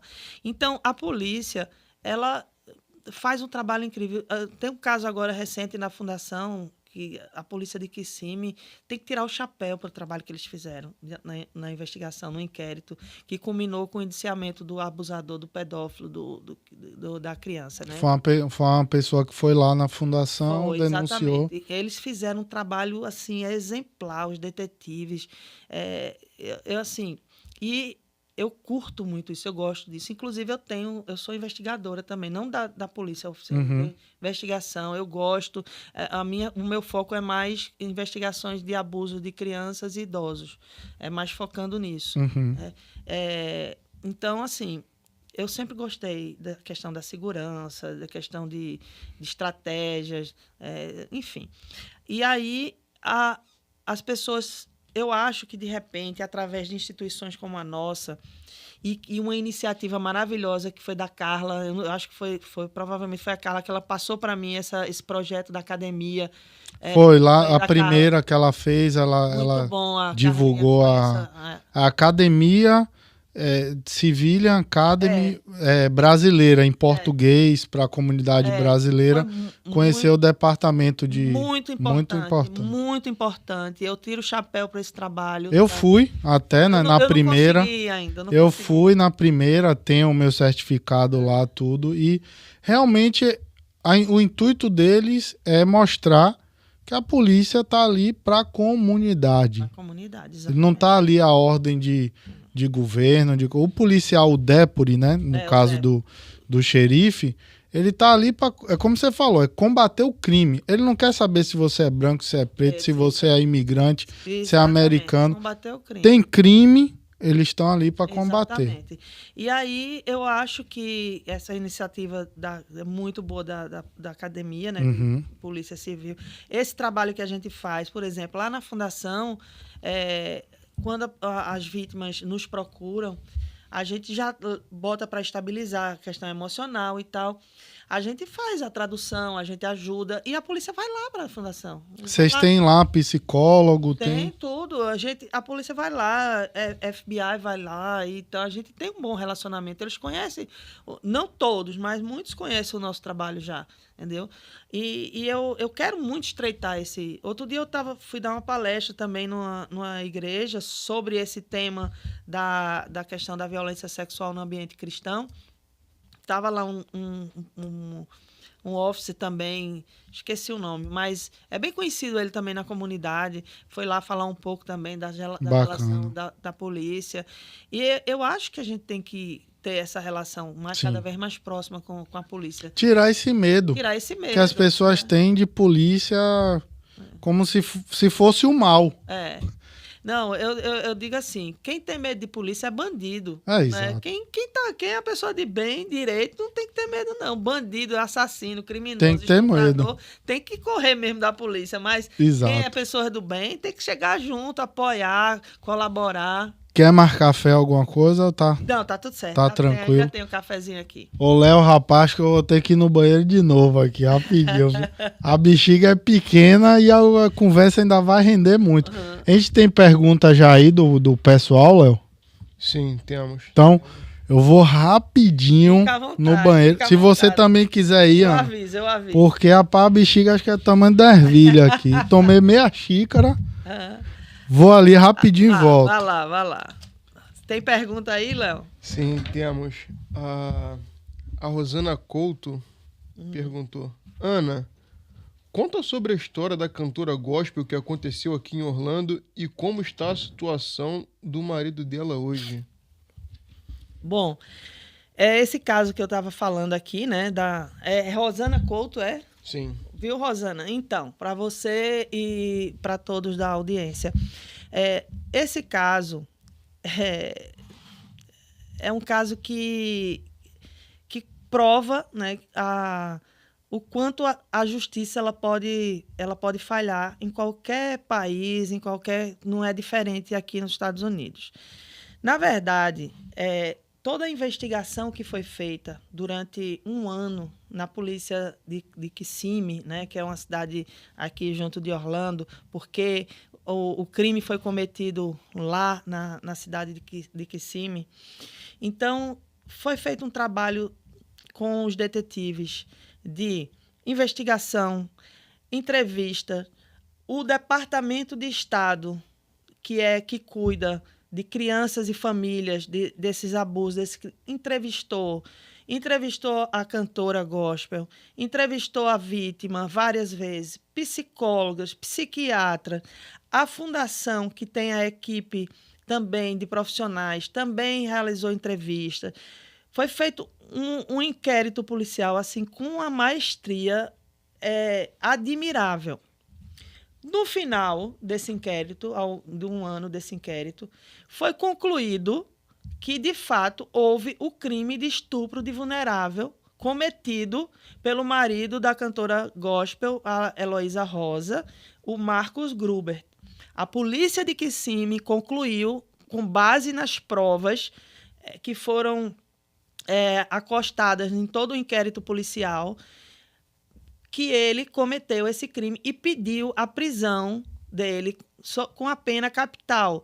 A pena capital é a pena mínima de 26 anos de prisão, ou a pena máxima de morte ou prisão perpétua. Por que a pena capital? Por se tratar de uma menor de 12 anos, de estupro de vulnerável, de uma menor de 12 anos que estava sob os cuidados e a supervisão do abusador e da esposa do abusador. Enfim, esse inquérito, como funciona aqui? Terminou o inquérito, ele foi pedido a prisão, ele foi preso. Por 2 vezes, a defesa dele tentou tirar ele da cadeia através de fiança e não conseguiu. 2 juízes negaram a liberdade dele. Só que, quando finda essa parte do inquérito, vai para a mão de um state attorney, que é, no Brasil, que a gente chama de promotor, a promotoria, e é o procurador do Estado aqui, que ele tem a prerrogativa de analisar e decidir se ele vai ter um caso para processar na justiça, tá? Só que, magicamente, esse state attorney, o assessor dele, na verdade, que era um advogado recém-formado, porque o state attorney ele estava em campanha, então quem tratou desse assunto foi o assessor dele, Ele leu todo o inquérito, pegou todas as provas. Que provas? Laudo das psicólogas do DCF confirmando o abuso. Laudo do psiquiatra, laudo do laboratório com DNA positivo do material do Marcos Gruber no pijama da criança. Fotos da boca da criança toda machucada. Todas as entrevistas, depoimento da mulher do abusador, que disse que acredita na criança, que é a Heloísa Rosa, que acredita no depoimento da criança e acredita que isso possa ter acontecido porque ela pegou o marido de cueca saindo do quarto e que ele já tem outros casos no passado de abuso. Então, ou seja, ele é quanto mais, um predador quanto mais. Tudo isso, o advogado do Estado misteriosamente pegou e disse: não está servindo isso aqui, não estou convencido de que teve o abuso, não. E não abriu o caso. Não abriu o caso. Porém, nós da Fundação, junto com a mãe da vítima, nos reunimos e fizemos uma campanha para contratar um advogado particular para fazer o papel que o advogado do Estado deveria ter feito e não fez. Tá?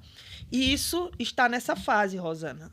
O advogado particular da mãe da vítima está ouvindo as testemunhas, está reunindo novas provas, inclusive ele transmitiu problemas de doenças sexuais transmissíveis para a garganta da criança, que é um fato que foi constatado, saiu o laudo agora, que está sendo juntado nessa... E vamos abrir o caso, que deveria ter sido aberto e não foi. Porque, graças a Deus, esse State Attorney nem lá está mais, perdeu a eleição. É outra, Nielsen Locaune. Entendeu? Então, esse Marcos Gruber vai sim responder pelo crime bárbaro, horrendo, nojento, asqueroso que ele cometeu contra essa criança de 5 anos. Que a justiça vai ser feita sim para essa menina. Entendeu? E ele vai pagar por esse e pelos outros crimes que ele cometeu no Brasil também. Ou seja, vai pagar aqui e depois... E vai pagar lá vai também. Pagar lá no Brasil, né? E a esposa dele, que está cobertando tudo, Dona Heloísa Rosa, que no começo procurou a fundação e contou tudo que ele tinha feito, junto com a pastora Juliana Subirá e o pastor Paulo Subirá, que estão agora mentindo diante da justiça e dizendo que não sabiam de nada. E lá na fundação foram lá e contaram tudo, dizendo que sabia que Marcos tinha confessado que tinha feito o abuso contra a menina. Isso, olha, a verdade, ela vai sempre prevalecer. O crime não compensa. Tem que ser pago. E a fundação vai até as últimas consequências dentro da legalidade para fazer justiça por essa criança. E por tantas outras que a gente está cuidando também. Nesse caso, Ana, aqui é que nem no Brasil, que tem as cortes e você pode ir subindo até as cortes superiores. Sim, também aqui tem os recursos. Os recursos, né? Tem. Mas nesse caso, sequer houve um processo jurídico. Ou seja, judicial. Nem abriu. Nem abriu porque essa criatura... Fez tudo errado. Simplesmente pegou todo um inquérito excelente, feito com tecnicidade exemplar, e disse que não valia para ele. Muito estranho. Muito estranho. Uhum. Ou muita incompetência ou algum milagre. Ainda bem que não tá mais, né? Mudou. Graças a Deus não tá mais, mudou. E aí... Pronto, rapaz, é revoltante realmente, porque é um ser indefeso, né? Independente se é adulto, o que for, mas criança e idoso são seres indefesos que... E esse rapaz, ele quanto mais, não é a primeira vez, já existe um processo contra ele no Brasil de uma outra assessora da mulher dele, que ele drogou e estuprou essa moça. E está lá correndo o inquérito na justiça. E fora outros casos de outras vítimas que nos procuraram, mas não querem ir adiante, Tá pedindo Com só o medo, apoio né? psicológico. E no caso, dá para usar esses processos no Brasil para deixar Sim, mais robusto? sim, sim, claro que dá. Ao contrário do que o Prosecute falou, que Que não não, dava, mas dá sim, senhor, claro, isso mostra o modus operandi que não dele. é. Não é, é É reincidente, né? reincidente, reincidente. Não. Ele é quanto mais. Eu fui no banheiro, mas eu ligo ali a live Ficou pra eu ouvindo, não né? ficar voando no assunto. Tem mais pergunta? Vamos aqui, aí depois a gente faz as perguntas. Vamos aqui, voltar aqui. E, Ana, uma dúvida que eu tava até pensando ali. A questão de desaparecimento de crianças aqui nos Estados Unidos ou no estado aqui da Flórida. Tem muita mãe que lhe procura por conta de desaparecimento de crianças, até mesmo com a mãe presente, ou geralmente é a criança. Não, com a mãe presente, acontece. Inclusive, teve um caso que foi bem noticiado na imprensa americana. De uma mãe que estava com a filha num restaurante, aqui na OBT, em algum lugar. Aqui em Orlando Aqui em mesmo. Orlando. O pai chegou primeiro, sentou numa mesa, mas como o restaurante estava cheio, alguma coisa assim, a mãe sentou em outra mesa com a criança, com a menina.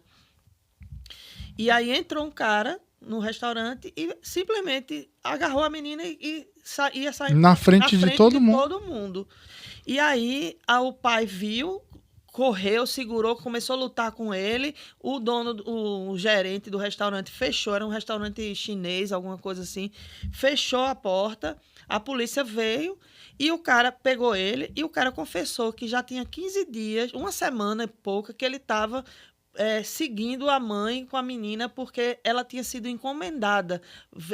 Alguém viu a foto dela no Facebook da mãe e quis ela e encomendou. Estava pagando para ele buscar ela. Aqui em Orlando. Aqui em Orlando. Uma brasileira, que inclusive fez um dos primeiros treinamentos que eu dei aqui em Orlando. Ela, o marido e um filho estavam ali naquele cinema em frente ao Tony's restaurante. Sei Não qual tem é. aquele o Best Pro Shop, Perto do Best Shop. Pro ali. Exatamente. Ali eles estavam esperando um casal de amigos com a filha para assistir um filme. E chegou o casal com a filha, estacionou o carro e vem saindo o pai, a mãe e a menina de mão dada. Parou na frente deles numa van e tentaram puxar a menina para dentro do carro. Isso Ali. Isso deve ter o quê? Uns 5, 6 anos, mais ou menos. E aí o pai Aí conseguiu. o pai conseguiu, o cara desistiu. Outro caso, num outlet ali também próximo. Uma amiga minha que trabalhava no quiosque da Garmin, ela estava lá no outlet, um dia de trabalho, e uma turista argentina com um filho de 14 anos chegou e entrou numa loja de bolsas, o menino ficou do lado de fora, não quis entrar. Veio um cara, deu uma gravata no menino, levou ele e sumiu. E Chamaram a polícia chegou, a mãe gritando, chorando, meu filho, me irro. E aí o policial falou para ela, disse, olha, aqui acontece muito tráfico, mano, mas eu sinto muito, mas provavelmente a gente não vai achar mais seu filho. E aí? Perdeu o filho, não sei se achou, se não achou. E era uma turista, né? Entendeu? Então, assim, isso é porque é só Orlando? Não. Acontece muito em Orlando, acontece. Mas acontece em Miami, acontece no Brasil, acontece na Europa, acontece em Portugal, acontece. É o mundo. A sociedade atual, ela está nessas condições, né, de periculosidade e que se você não se prepara para isso, não é você viver com medo. Medo atrai coisa ruim. Uhum. É você eu não gosto nem muito dessa palavra não, mas é você se empoderar com o quê? Com conhecimento. Com conhecimento, dizer, não, ali eu não vou, minha família não vai, ou se eu for, eu vou ficar mais atento, porque está funcionando assim. Tá. Quando eu vejo uma pessoa dizer assim, eu não quero saber nem disso, eu tenho tanta pena, Porque se essa pessoa soubesse o mal que está fazendo para si e para a família Não dela, adianta fechar o olho, né? Vai acontecer com o olho fechado ou com o olho aberto. Né? entendeu? Então é melhor você enxergar, né? E aumenta o grau de vulnerabilidade. Porque Exato. você não vai conseguir perceber o risco que está, o grau do o risco, o nível de risco que está ao seu redor. Já teve algum trabalho de uma mãe que procuraram vocês porque raptaram o filho e vocês acharam, conseguiram resgatar, achar? Já teve, e não só, no caso, foi aliciamento e estava a mãe e o filho na situação. Estavam os dois na situação. A gente foi procurado pela família. A família desapareceu a mãe e o filho. Exatamente. A mãe foi aliciada achando que era uma coisa e quando viu foi outra. E vocês conseguiram resgatar? Conseguimos resgatar. Aqui mesmo? A gente já resgatou no Alabama, a gente já resgatou no Texas. Como é que vocês fazem isso? Já em Portugal, Daqui para Portugal? Na Bélgica, em Bruxelas. Por que a gente consegue fazer isso? Primeiro, chegam a vítima ou alguém da vítima. A família, né? Nos procura. A gente manda fazer o protocolo. Quando a gente recebe o protocolo, que a gente analisa o caso, a gente vai checar, a gente tem a inteligência, a gente vai checar as informações. A gente não sai trabalhando nos casos assim, chegou, acredita em tudo que está dizendo, não. A gente vai checar. Então, a gente checa tudo, todas as informações, cuida de tudo. Depois, a gente começa a operação. Aí, por exemplo, em Bruxelas, foi uma amiga das vítimas que estava em Goiânia, Goiás, descobriu a fundação na internet, entrou em contato com um dos nossos parceiros, que é dono de uma academia de jiu-jitsu, o Cristóforo, que é nosso apoiador, parceiro, é quem dá as aulas gratuitas de defesa pessoal para as mulheres, para a gente lá. Aí Cris, porque ele faz parte também, Cris mandou para mim, entrou em contato comigo. Eu peguei todas as informações, dei todas as orientações e quando me mandou a documentação que eu precisava, aí eu entrei em contato com a nossa rede de apoio em Bruxelas. Nós temos instituições no mundo inteiro que se conversam. Que a gente se conversa e também os consulados brasileiros. E aí essa irmã foi lá para Bruxelas, não? Ou não, só... aí a gente começou a fazer o trabalho de conexão e saber onde estava. Quem estava. Aí estava realmente traficado. Eram três amigas delas que foram achando, vamos passear, vamos fazer, vamos ganhar dinheiro, e chegaram lá, foram colocadas num cativeiro. E o filho também. Não, essa não foi o caso do filho, não. O caso do filho foi no Alabama, numa cidadezinha lá no norte do Alabama. Que a gente começou também, ela foi aliciada. E aí vocês vão lá, vocês mandam a polícia? A gente entra em contato com as instituições parceiras, onde a gente entra em contato com o consulado, a gente entra em contato com a polícia, a gente faz o ofício, a gente articula, entra todo mundo.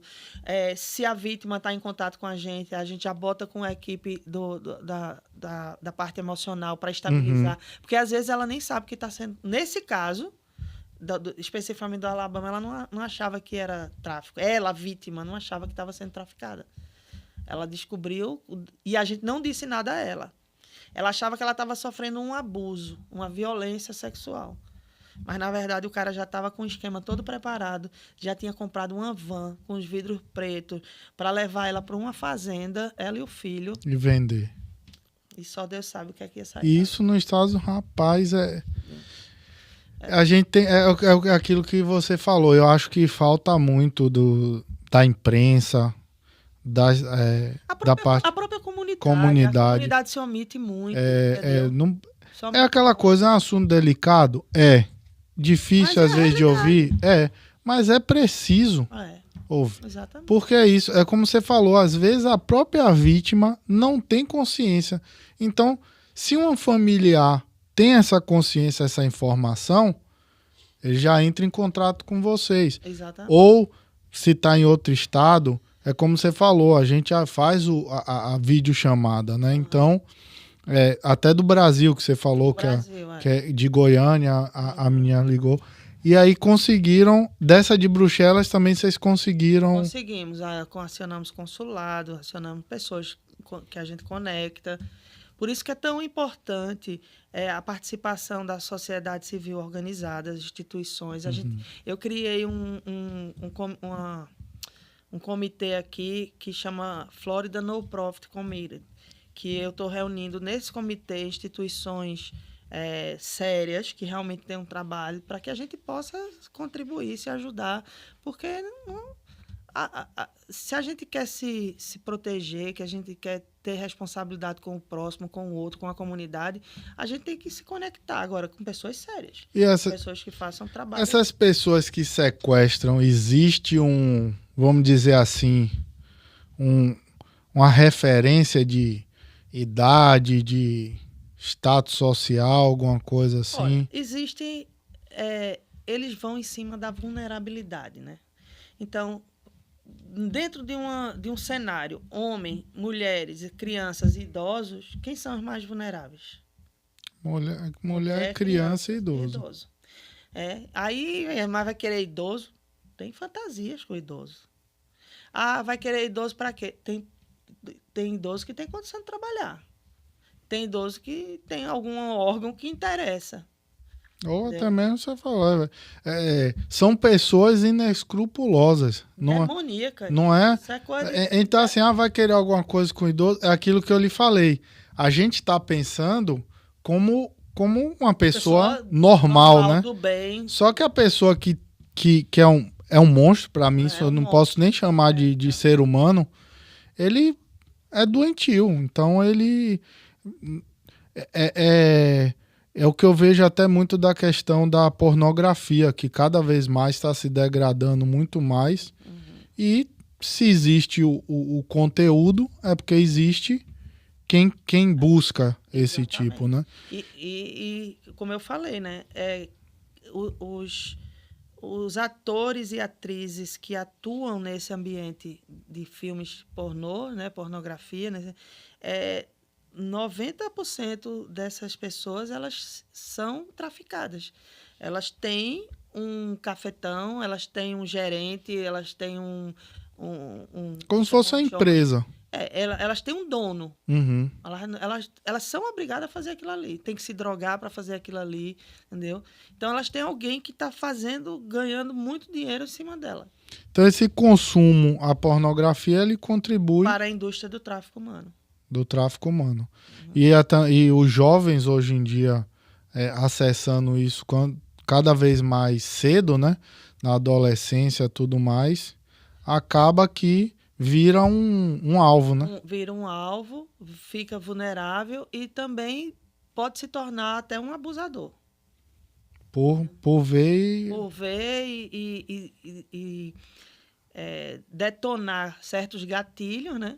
E pode se tornar. A mente não tá a consciência pronta. não tá formada, né? O senso, não é nem a mente, é o senso crítico de uma criança de 13 anos. Hoje, cada vez mais jovens, mais novas, as crianças estão sendo introduzidas na pornografia, né? 6 anos, 7 anos, 8 anos, cada vez mais novas. Isso é um dano tremendo no cérebro dessa criança. E o governo faz alguma coisa, Ana, para tentar combater esse consumo assim, fácil, né? Qualquer adolescente hoje tem acesso à internet. Então... Olha, o que é que eu entendo? Quem é a célula máter, a célula mãe da família, da sociedade? É a família. Tudo começa na família. Se você educa o seu filho ou a sua filha com uma cultura de sensualidade exacerbada, com pornografia, ensinando a seu filho que ele é o bode, que quem quiser que segure suas cabritas. Quando o seu filho chega na adolescência, você vai levar ele para um prostíbulo, você vai levar a pagar mulheres para... Então, o que é que você está transformando? Você está transformando seu filho num abusador, num predador, né? Num predador, ensinando que sexo se compra. Então, assim... Objetificando. E a filha? Aí as mães, né, os pais, começam a botar as meninas pequenininhas já fazendo poses sensuais, se vestindo como adultas, fazendo dancinhas pornográficas no TikTok. Então, isso é resultado da educação que se dá para os filhos da gente, entendeu?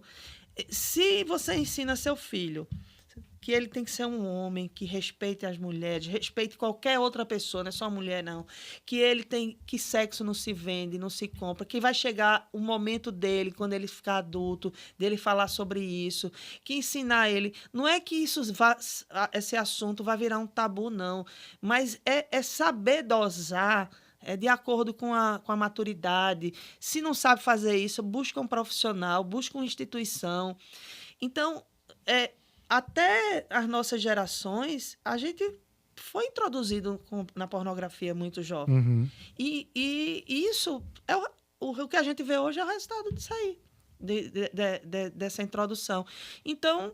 Ou vai virar uma vítima ou um predador, então, assim, né? Quando você pergunta, e o governo,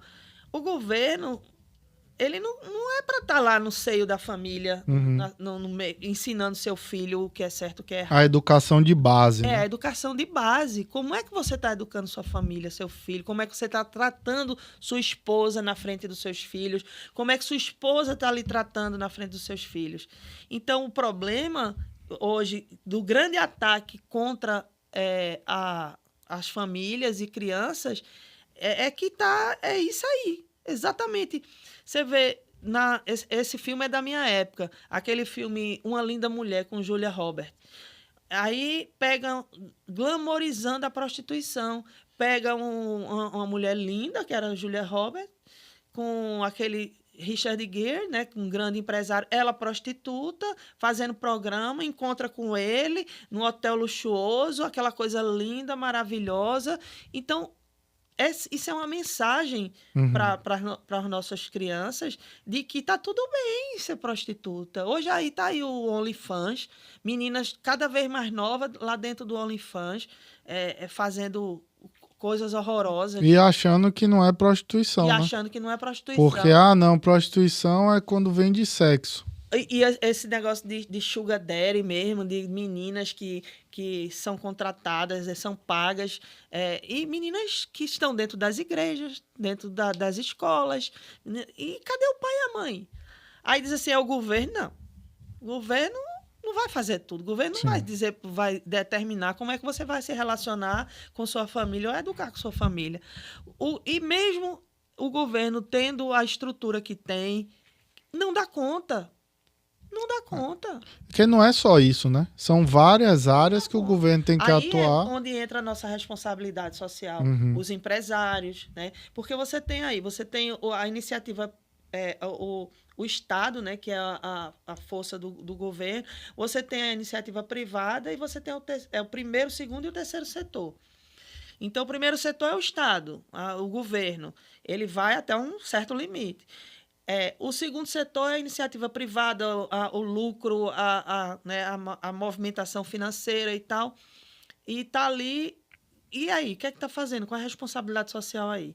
E a outra é o terceiro setor, que é o nosso, que é um empresariado, mas... Microempresário, pequeno empresário. Focado não somente na questão focado nos resultados sociais, né, positivos, de trazer projetos para ajudar o primeiro e o segundo setor. E o terceiro setor, ele, inclusive, tem uma pesquisa que fala nisso, que eu tenho até essas fontes todas, eu tenho uma palestra que eu faço sobre o terceiro setor, que diz que se ele fosse um país, o que ele gera de lucro, de renda e de emprego, ele seria o 8º país mais rico do mundo, o setor. Tudo que o setor das no-profits, de ONGs, fundações, ele movimenta no mundo. E é um setor que tem um impacto econômico, social muito grande, importante. Sim. E está sendo, ou vai para a mão de bandido, que fazem o que fazem, desviam ou desvirtuam o objetivo do terceiro setor, ou então os que estão trabalhando sério ficam sem recursos porque... muita gente não acredita, no projeto. Entendeu? É difícil, é complicado. E aí, no caso, para criança aqui, porque muito turista vem para cá com aquela ilusão de Estados Unidos, a segurança, nada vai acontecer, vou meu filho tá seguro aqui e tudo mais. Qual a dica que você dá até em parques, tudo isso? Porque parques dá essa falsa sensação de que lá nada vai acontecer lá dentro. É lá que acontece mesmo. Porque você vai entrar no parque, você tem todo aquele sistema de segurança, você tem policiais infiltrados ali dentro, então dá essa falsa sensação de que assim, eu estou ali dentro do parque, eu estou no mundo ideal. Eu vou contar um caso com uma brasileira, viu? Que aconteceu. Eu vou dar a dica também para os pais. Esse caso a gente conta muito lá. Ele aconteceu, a guia turística, ela é conhecida da minha vice-presidente, que é psicóloga, é a counselor, psicanalista, que cuida das vítimas lá comigo na fundação. Ela estava com um grupo de turistas brasileiros e tinha a mãe, o pai e a filha. E na hora lá do desfile, a mãe deixou a filha com o grupo da família e com o pai. Espera aí que eu vou buscar aqui, era um sanduíche, um refrigerante, alguma coisa. Olha, fulana. E ela foi. Quando voltou, a menina não estava mais lá. Sumiu. E foi aquele desespero. Aí a guia, que era brasileira também, disse assim, vamos... Aí acionou a segurança, aí começa a passar vídeo, foto da criança, avisando o nome, descrição e tal. E a mãe foi para a porta, isso foi no Magic Kingdom. Foi para a saída com a guia para ficar olhando quem estava saindo, né? Então, muitos pais saindo com as crianças, outras no braço, outras caminhando e tal, já estava prestes a terminar, alguma coisa assim, e a mãe desesperada. Teve uma hora que a mãe olhou assim e disse, olha ali a minha filha. Aí a guia disse, mas é um menino, não é minha filha. Aí a polícia correu, prendeu o casal, o cara, a mulher, a filha dela estava no colo do cara. Eles levaram ela para o banheiro, rasparam a cabeça da menina, cortaram o cabelo dela bem curtinho, feito um menino, drogaram ela, trocaram a roupa dela e estavam saindo com a menina. Brasileiros aqui não. Então, assim, eu vou deixar de ir para o parque para dizer, não, então você vai ter que deixar de viver, porque o mundo todo tá assim. Então, assim, vai sair com criança, ambiente com multidão, toma os cuidados. Hoje tem recursos de localização, tem AirTag, né? AirTag, o melhor AirTag é o olho do pai e da mãe, segurando o filho, verdade. entendeu? Segura, não dá bobeira, porque está acontecendo a todo tempo, a toda hora. Se eu fosse ficar aqui no podcast só contando os casos que chegam lá na fundação e que a gente toma conhecimento, a gente ia passar uma semana aqui, eu não ia conseguir contar tudo. Porque é muita coisa. É muita coisa. Chega até hora que... Ixi, meu Deus do céu. Então, uma vez eu cheguei na Ross, aí tava lá um casal com 2 filhos, 2 meninos, botaram os meninos sentados e foram-se embora fazer compra. Eu fui lá, chamei. Eu digo, eu vou levar um fora a qualquer hora, mas eu faço minha parte. Eu chamei, mostrei. Disse, não faça isso não. Não deixe seus filhos. Não, mas é seguro. Seguro? Que planeta você veio? Da onde você está vivendo? Pelo que amor planeta de Deus. você veio? Porque não tem aqui na Terra lugar seguro. A não ser que seja um lugar realmente que não tenha ser humano lá, que não tenha ninguém. Mas uma cidade turística, não, pelo amor de Deus. Então, assim, muita bobeira. O pessoal geralmente acata ou quando você fala assim? Geralmente acata, agradece. Ouve? Eu nunca levei um fora, não, mas ouve. Porque você... Acaba fazendo uma amizade e tal, assim, e fala, entendeu? Mas eu ainda não levei nenhum fora, não. Isso, realmente o pai e a mãe que ame seu filho é o bem mais valioso. Pois é, e agradece, né? Se fosse comigo, me avisasse, toma conta aí, teu filho que aqui não é do que você tá pensando, não. Porque muitas vezes o turista, ele vem com essa impressão, que é como...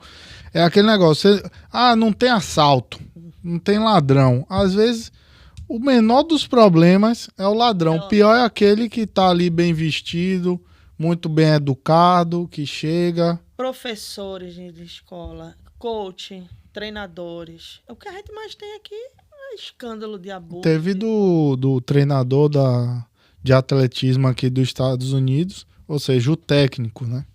Exatamente. De atletismo. Então... teve também um caso de um brasileiro, treinador ali da escola de Celebration. Já teve. Então, assim, Teve um brasileiro bombeiro até que eu vi essa notícia. Não sei se você viu.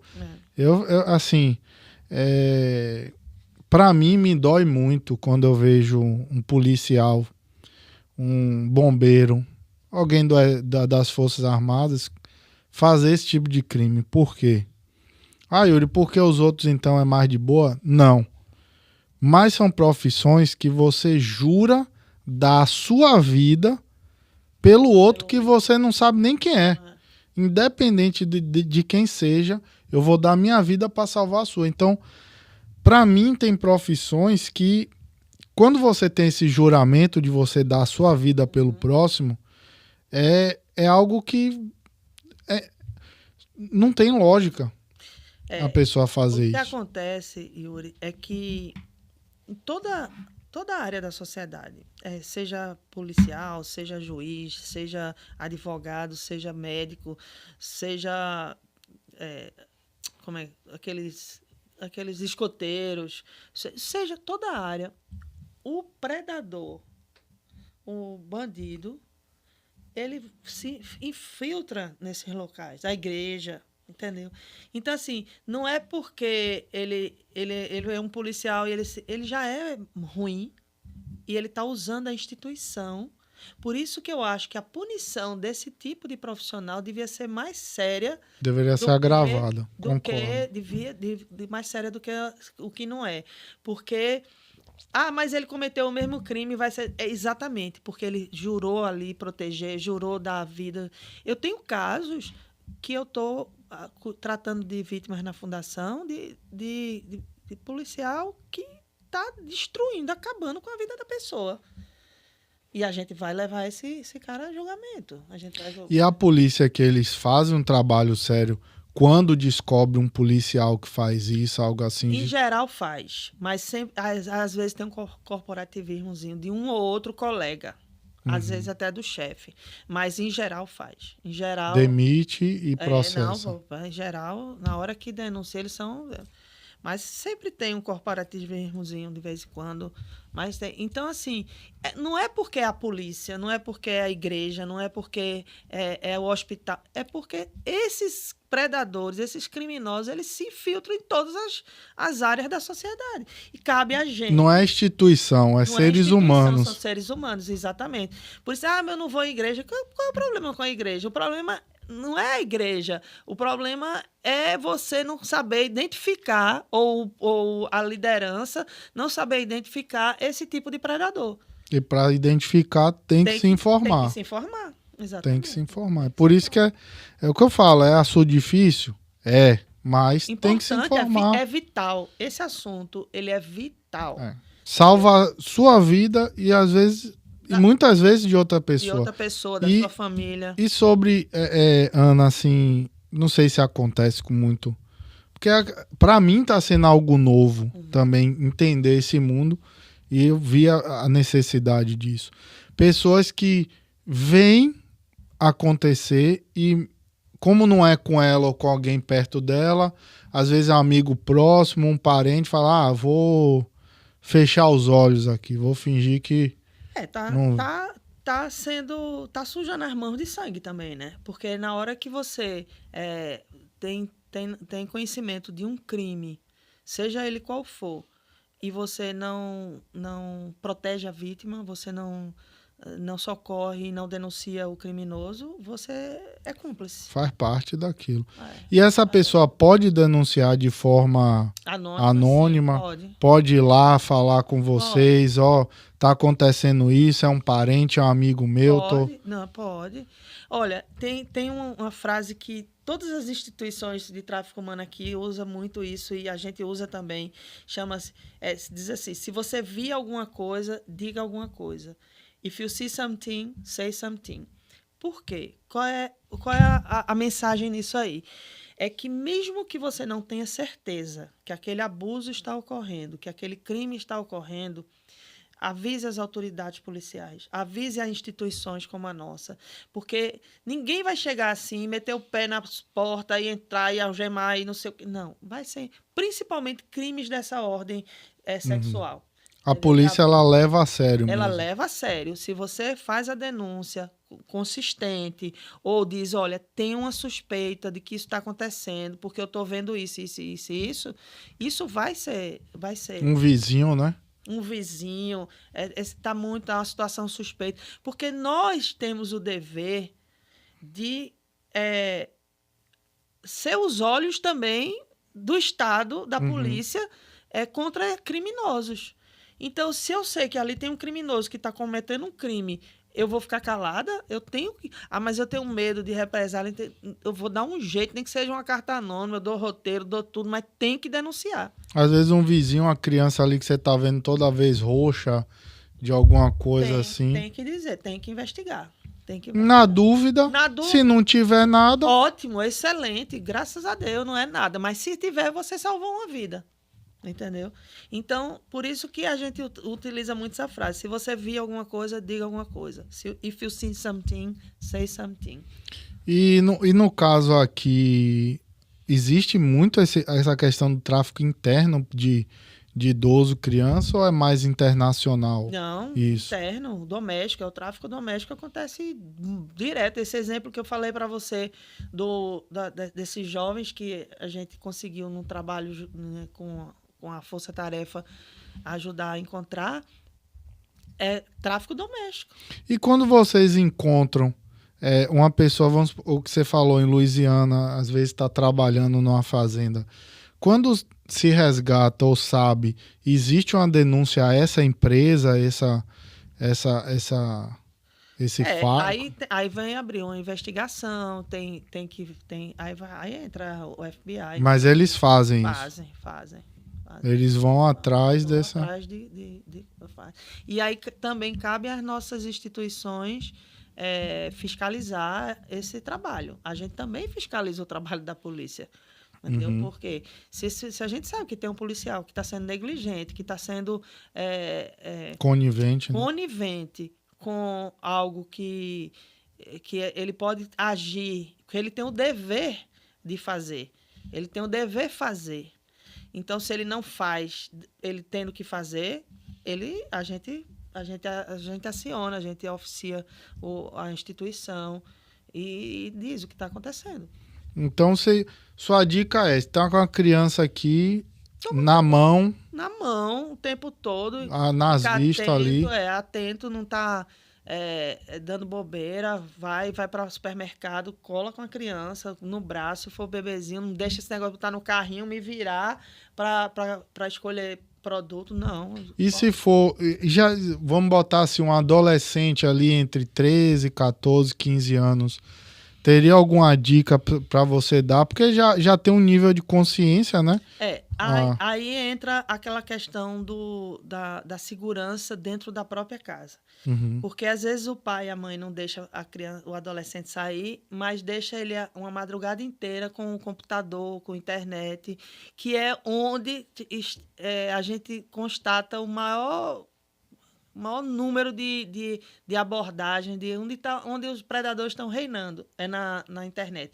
Com a ascensão da internet, das redes sociais, é muito mais fácil para eles fazerem um trabalho através das redes sociais do que sair na rua e pegar uma criança ou um adolescente. Hoje em dia todo canto tem câmera, tem tudo, a internet está ali. É muito fácil aliciar um adolescente nas redes. E vocês veem muito esses casos de mãe que a criança foi assediada na internet ou que marcou um encontro, alguma coisa assim? Muito. A gente tem muito, existe muito. E como eu falei já uma vez a você aqui, existem casos de adolescentes que eles estão nas escolas estudando, vem para casa, come, almoça, diz ao pai e à mãe que vai fazer um trabalho, que vai para o esporte, que vai fazer alguma coisa, e sai, e aí o traficante pega esse adolescente, leva para vender nos hotéis aqui na cidade.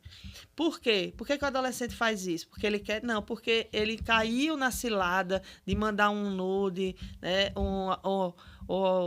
Enfim, e está sendo chantageado. Se passou, às vezes, o traficante se passa por um adolescente também, né? Exatamente. E aí, então, assim, o tráfico, às vezes a criança está dentro de casa, o adolescente, e está sendo traficado. E os pais não sabem. E assim, hoje tem muito problema do adolescente falar assim, minha privacidade, né? Quando os pais querem ver o computador, o celular, no tempo dos com meus senha. Filhos, no tempo dos meus filhos, já estão todos adultos, casados. Quando falava minha privacidade, eu digo, quando você sair de casa, se pagar suas contas, aí você vai ter sua privacidade, tiver sua casa. Enquanto você estiver debaixo do meu teto, comendo do meu feijão, você vai ter privacidade nenhuma aqui. É porta de quarto aberta, a senha de internet eu tenho, é um computador só para 4 filhos, vai dividir, tem horário para cada um. Aí, hoje em dia, a criança faz 5, 6 anos, dá um celular na mão da criança com internet, entendeu? Aí o que quer? Não, mas é normal. Uma criança de 6 anos está com celular, 7 anos está com celular, brincando o tempo todo na internet. Uhum. E aí você aconselha que os pais olharem o celular, olhar o computador? Primeiro, não dá celular. Uhum. Porque meu amiguinho tem. Então, o problema é que os pais estão desmoralizados, entendeu? Os filhos fazem o que querem. Desmoraliza, faz, acontece. Então, por quê? Porque é mais fácil, ó. Toma aí, fica aí. Não enche o saco. Não enche o saco, eu vou cuidar, vou cuidar da minha vida. Aí na frente tá chorando lágrimas de sangue depois. E o adolescente? É ficar em cima. É ficar em cima, não tem, é trabalho mesmo. É fazer a chamada blitz. A blitz. Tá aqui do nada, deixa eu ver aí seu celular. Deixa eu ver, exatamente. Agora, existem também aplicativos que você pode instalar e que você controla tudo. No meu treinamento, eu passo os aplicativos. Você passa? Passo. Aí, bacana. Tem os aplicativos, tem de controle de acesso. Esses cursos, eles só são aqui ou eles é online também? Se a pessoa no Brasil quiser assistir esse curso de... Eu, geralmente, quando eu faço presencial aqui, eu não gravo, mas tem um deles gravado no canal do YouTube da Fundação, Open Justice Foundation. E aí a pessoa pode assistir. E a gente também tem em inglês numa plataforma no Hotmart, que aí esse é pago, $27. É um curso bem completo, com quiz, com tudo. É em inglês esse é em inglês. Mas eu também dou treinamentos em empresas. Então, por exemplo, você tem uma empresa com não sei quantos funcionários, aí ou leva para a fundação, na última segunda-feira, ou a gente agenda para fazer o treinamento na empresa. E essa palestra pode ser em português, ou inglês, ou espanhol? Eu faço em português, em espanhol, porque em inglês ainda não estou pronta para... Porque é muita coisa. É muito detalhe, né? Muito detalhe. Mas então... Mas eu tenho pessoal que faz inglês. Que faz inglês também, que dá essas dicas. Então, assim, às vezes você tá vindo aqui para Orlando até a turismo, é a última segunda-feira, né? É a última segunda-feira. Vale a pena você ver. Às vezes, quanto tempo um curso desse aí? 2 horas e meia, mais ou menos. É 2 horas e meia que pode... salvar a sua vida. Sua vida, dos seus filhos. Exatamente. Então, bacana isso, porque vocês já passam esses aplicativos para... Eu também eu penso a mesma coisa que você. Computador, porque a criança, o adolescente, a gente já foi adolescente. Então a gente sempre pensa o quê? Não, eu já sei de tudo, eu sou o mais esperto do mundo inteiro, o mais esperto sou eu. E pega uma pessoa de 40 anos, 50 anos, que já está acostumado a fazer isso e bota no bolso. Bota no bolso. E aí... fazem com adulto, quanto mais com adolescente. Não é? Então, essa questão de hoje, minha época não tinha isso. Hoje em dia, essa febre que é o que você falou, de mandar nude mesmo namorando. Não se deve. Não, mas... Yuri, mas não foi uma pessoa que eu conheci na internet. Estudou comigo, a gente tá namorando, tá 1 ano, tal, não sei o que. Gente, é sem noção, é surreal. Você tá dando uma arma pra pessoa. Tá dando uma arma pra pessoa. Porque amanhã ou depois se termina e a outra pessoa não aceita o término. Ou a quantidade de material que você tá deixando na mão pra servir de chantagem. Pois é, exatamente. Eu acho uma temeridade. É o que a gente dá, quando a gente dá palestra lá, dá treinamento, a gente fala muito isso. Gente, preste atenção. Qual a necessidade disso? Sério, pensa sério. O mundo do jeito que é, do jeito que tá. Que falta de amor próprio é esse? Que falta de zelo pelo seu próprio corpo? Você se expor, e ainda mais vendo os casos que vocês veem aí. E internet Pelo amor de Deus, a internet é terra de ninguém. ainda está muito longe de uma internet Não, ser um lugar seguro. a né? gente não tem mais privacidade. Até você vê, os celulares, eles ficam filmando embaixo, ficam ouvindo. Não, eu entrevisto aqui o convidado, que quando sai daqui o celular é só propaganda voltado para... Voltada para o quê? O Exatamente. meu celular é só coisa do arma e da polícia, por causa dos convidados Os aqui. convidados, né? Então é muito importante isso. A criança ela não tem noção das coisas. Então os pais realmente têm que vir essa educação de base, né? Se você pode observar, tudo começa dentro da família. Tudo começa dentro da E o idoso? Porque muitas vezes você falou do idoso, eu fiquei aqui pensando, mas geralmente o idoso ele fica mais em casa, né? Ele não é muito. E quando sai, geralmente sai acompanhado, alguma coisa. Depende do idoso, né? É. Porque hoje em dia os idosos eles estão em academia, eles estão em boates, eles estão em lanchonetes, eles estão... Então, assim, se você vê a sociedade, a terceira idade hoje, o que a gente chama aqui nos Estados Unidos, 55 anos já é sênior. Né? A partir de 55 anos. Eu tô com 54. Não parece, mas estou. O ano que vem eu já sou sênior.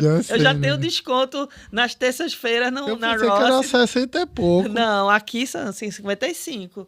Então, assim, cara, eu tenho uma vida extremamente ativa. Mas, então, assim, tá com 60, 70 anos, você vê os idosos hoje em dia. E existem muitos golpes contra idosos na internet. Principalmente o golpe do amor. Foi preso aqui um brasileiro que frequentava uma igreja muito conhecida aqui, porque ele se uniu com os haitianos, com os nigerianos, sei lá, e deu um golpe de não sei quantos milhões em várias pessoas por causa dessa história do golpe do amor. E o que é isso, esse golpe do amor? Quando eles fazem Facebook fake, perfil fake, aí bota foto de militar, foto da arma, bota policial, aí bota... Cria um personagem, aí a mulherada carente, né? Homens também, porque tem homens caindo nesse golpe, muitos... A pessoa carente, aí começa, aí daqui a pouco pede dinheiro, pede não sei o quê, aí pá. Quantas vezes a gente vê isso? Então, tinha um cara aqui dentro de Orlando, frequentando, que era liderança dentro de uma igreja aqui, famosa, conhecida, e ele estava aplicando esse golpe. Está preso agora. E aqui dá prisão isso aí, esses golpes. Pegaram ele bonitinho. Ele já tinha outras coisas também. E já tinha acusação também de abuso de adolescente, abuso sexual. Entendeu? Porque, pelo que você fala, uma coisa vai puxando a outra, né? A pessoa começa, às vezes, com... Desculpa, um golpe desse de fake, né? Cria um personagem e aí ele vai escalando, né? Aquele negócio vai cada vez se aprofundando mais, né? São pessoas, são criminosos, né? São treinados, assim... Eu, às vezes, eu digo, o modus operandi deles, eu acho que eles fazem uma faculdade para isso, porque é impressionante. O roteiro, é tudo roteirizado. E quando chega para você, geralmente o modus operandi é bem parecido de um para outro? Quando chega a vítima que começa a contar a história pra gente, a gente já diz logo, foi esse o crime, é isso. Eu já conheço. Eu conheço os bandidos, assim, de olhar. A gente que já passei, né? Já estudo, eu tenho conhecimento não só de cátedra, como eu também tenho da própria vida. Né? Então, assim, da lapada que levei. Então, meu amigo, a gente fica igual cão de caça. Entendeu? E os bandidos sabem disso, eles correm. Entendeu? E aí, eles vão se atualizando, mas geralmente mas a gente vai a mesma coisa. Vai descobrindo. Não, vão se atualizando, a gente vai. Mas aí se descobre, agora estão fazendo assim, agora. Essa coisa do sextortion veio com a ascensão das redes sociais. Sextortion. Extorsão sexual. Entendeu? Veio com a ascensão das redes sociais. As pessoas. Agora é a história da inteligência artificial. né? Vai começar aparecendo aí um monte de golpe por causa da inteligência artificial. Já tem. E eles vão cada vez mais ficando atrás disso, né? Exatamente. E assim, hoje tem esses aplicativos de relacionamento, né? O Tinder. E é um coisa terreno... perigosíssima, perigosíssima. Esse caso que eu falei da menina que perdeu todos os órgãos, uma brasileira, né, que a mãe foi a coisa mais terrível, e eu conheço a mãe, foi muito triste, e ninguém Foi o sabe. Tinder. Eu não sei se foi o Tinder, mas foi um aplicativo de relacionamento. E assim, não morre só uma pessoa. É a família inteira, né? Porque meu amigo, acabou. uma situação dessa acabou. Acabou a vida, né? Só é um morto-vivo. Acabou mesmo. Rapaz, e assim, outra dúvida aqui. Rapaz, é tanta coisa, Ana, que passa na cabeça que eu fico assim, meu Deus, que mundo é esse que a gente está vivendo? E então, assim, até os idosos, os filhos, é bom estar sempre Sim, de olho, né? De olho, porque cai. Às vezes já tá viúva ali há muito tempo. Viúva, cai. É bom monitorar, é bom ter cuidado. É bom fazer um treinamento desse, ficar atento. Porque eles sabem a chegar na vulnerabilidade da pessoa. Uhum. Tá? Começa a conversa, e constrói tudo que a pessoa quer ouvir, quer fazer, os sonhos. Eles conseguem e aí cai, entendeu? E, então, assim, tem que ter muito cuidado. E a violência doméstica contra o homem aqui, acontece também isso? Acontece. Aqui em todo canto. Tem homens que sofrem violência doméstica dos seus... E isso não é muito noticiado por conta de... o que acontece é... Primeiro, a sociedade que a gente, né, vive é uma sociedade um tanto machista. E o homem que apanha da mulher, o homem que né, sofre por causa da mulher, ele passa a ser ridicularizado pelos próprios pares, né? Ou seja, ele sofre pelo próprio machismo da sociedade. Da sociedade, exatamente. E aí ele não cresce com essa cultura de dizer, vai lá e faz busca ajuda, chama a polícia.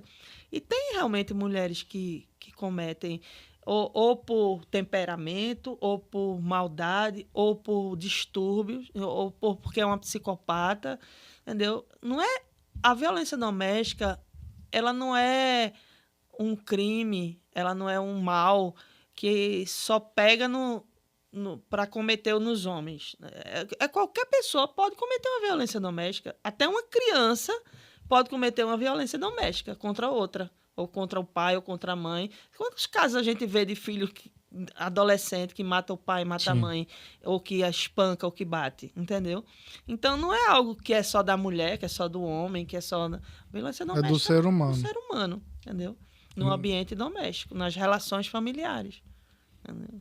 E já procuraram você, criança procurar vocês, adolescente, alguma coisa assim? Já. Também? Já procura.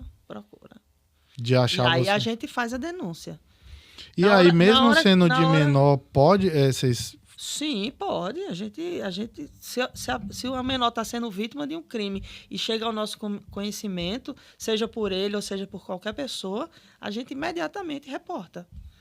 O DCF para a polícia e dá o suporte que a gente pode dar e busca alguém. Da onde veio esse adolescente? Ou da onde veio? Vai ver de uma igreja, veio de um grupo, de um condomínio.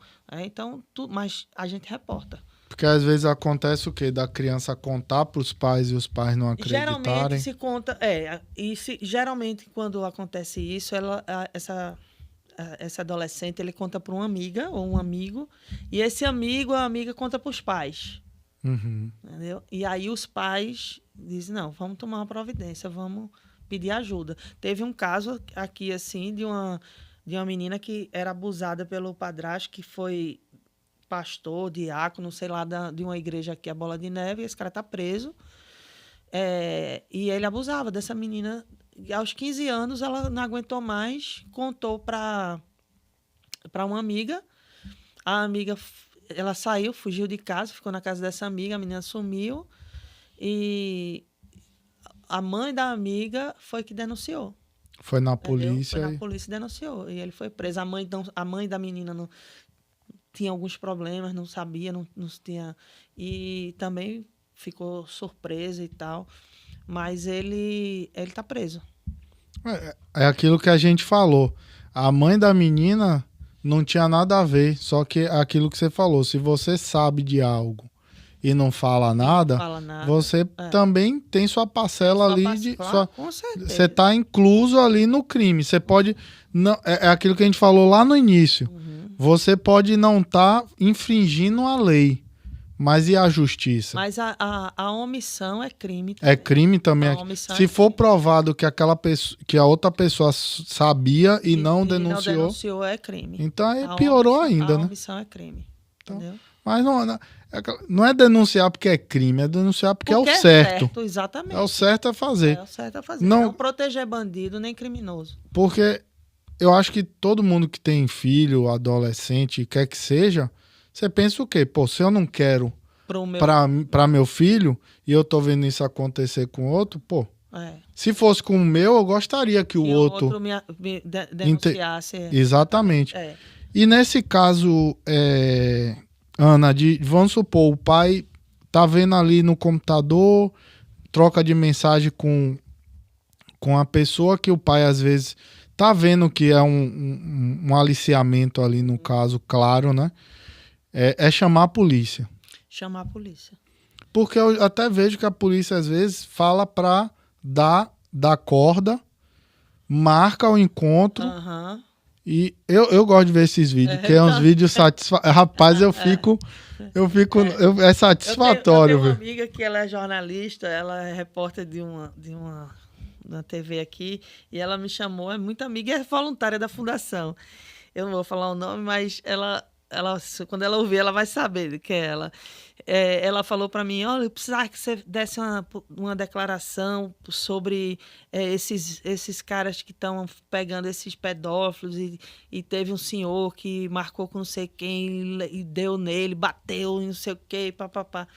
Aí eu falei que não podia porque tinha sido muito em cima da hora e que porque a linha editorial era para dizer que é contra, né? Aí eu disse, e eu acho melhor você não me entrevistar para isso, porque eu não vou nessa linha editorial. Eu não vou só dizer que eu sou contra. Eu vou dizer ainda muito mais coisa. Pode matar no cacete. Porque realmente é errado. Você não pode fazer justiça com as próprias mãos, né? Mas... É um ser humano, né? É um ser humano. Você tá ali, é como eu falo. Eu não considero uma pessoa dessa... Ah, Yuri, mas ele tem os direitos dele. Tem, ok, mas eu sou um ser humano, pô. Dos direitos, eu não sou perfeito.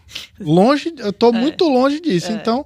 Não, é muito cruel uma pessoa pegar uma criança, um adolescente e fazer o que faz. Ah, tudo bem, tem a justiça, tem a polícia para cuidar, mas aí essa galera faz os vídeos e eu digo... Eu disse pra ela, não vou dizer que tá errado, não. Eu vi um vídeo que era até um youtuber que fazia isso. Ele marcava, ele se fingia como um adolescente, marcava e sentava. Tem vários grupos que estão fazendo. E tinha tem uns que eu vejo que é policial mesmo. A polícia marca tudo, ou seja, os pais já sabem. Aí a criança vai, só que ele tá sendo ali monitorado pela polícia. Aí quando o cara chega na criança...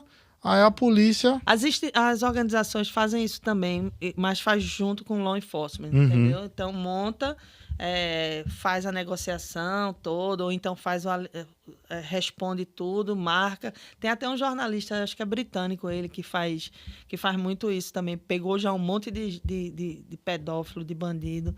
Né? Só que aí tem esses grupos que não só... pega assim, flagra, mas como filma e ainda dá uma camada de pau neles. Desliga a câmera e tome aqui seu corretivo. Não vou fazer isso não vou falar nada, deixa isso falar, deixa os caras trabalharem em paz. Rapaz, eu fico aqui pensando, meu Deus do céu, é revoltante. É até difícil você pensar na situação dessa, Deus me livre passar um negócio desse ou alguém... Como eu falei até em off, né, de algumas pessoas que eu conheço que já passaram, seja a violência doméstica, a violência psicológica e realmente é o que eu falo, procura a polícia. Procura a polícia. Se não tem coragem, procura a fundação. Exatamente. Porque vai lhe fortalecer, vai cuidar do seu mental para justamente você ter a força de ir lá e denunciar, né? E tem o direito, né? Se a pessoa é a vítima, seja por violência doméstica, ou seja por tráfico, ou seja por exploração laboral, né? No tráfico humano, a pessoa, se não tem documento, vai ter. É isso que eu ia lhe perguntar até. E a questão, vamos supor, a pessoa é um imigrante ilegal, certo? Esses tipos de crime, eles dão direito a algum tipo de benefício imigratório, alguma coisa nesse sentido? Sim. O VAWA, que é o da violência doméstica, ele dá direito ao green card. Claro que você tem que, né, provar, tem o processo. Tudo tem que provar. Tá? Diante da justiça, tudo tem que provar. Dá direito. E violência doméstica seria... Também a psicológica, nesse caso, do VAWA. A financeira também se encaixa nisso? Se encaixa. A chantagem, digo, se você não fizer o que eu mando, ou se você for me denunciar, eu vou chamar o ICE para você, vou chamar a imigração, não sei o quê. Tudo isso é violência. E a financeira? Também. O que seria essa violência financeira? A financeira é tipo, você trabalha e a pessoa vai tomar seu dinheiro. Ou então a pessoa não deixa você trabalhar e controla tudo, até sua comida, o que você pode comprar, o que você não pode controlar, o que você não pode comprar.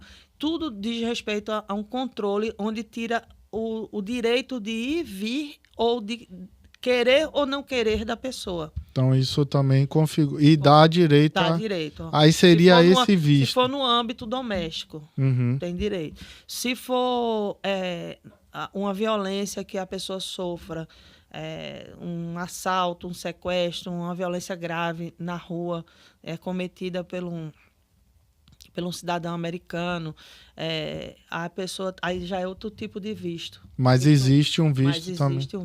Existe um visto para isso. De tráfico também por trabalho. Tráfico também é o visto T.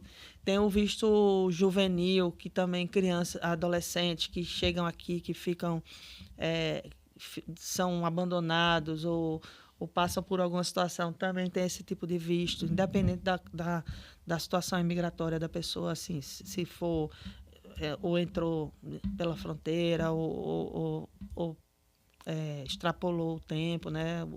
Tá em overstate, né? Passou exatamente, o tempo. Independente. Independente.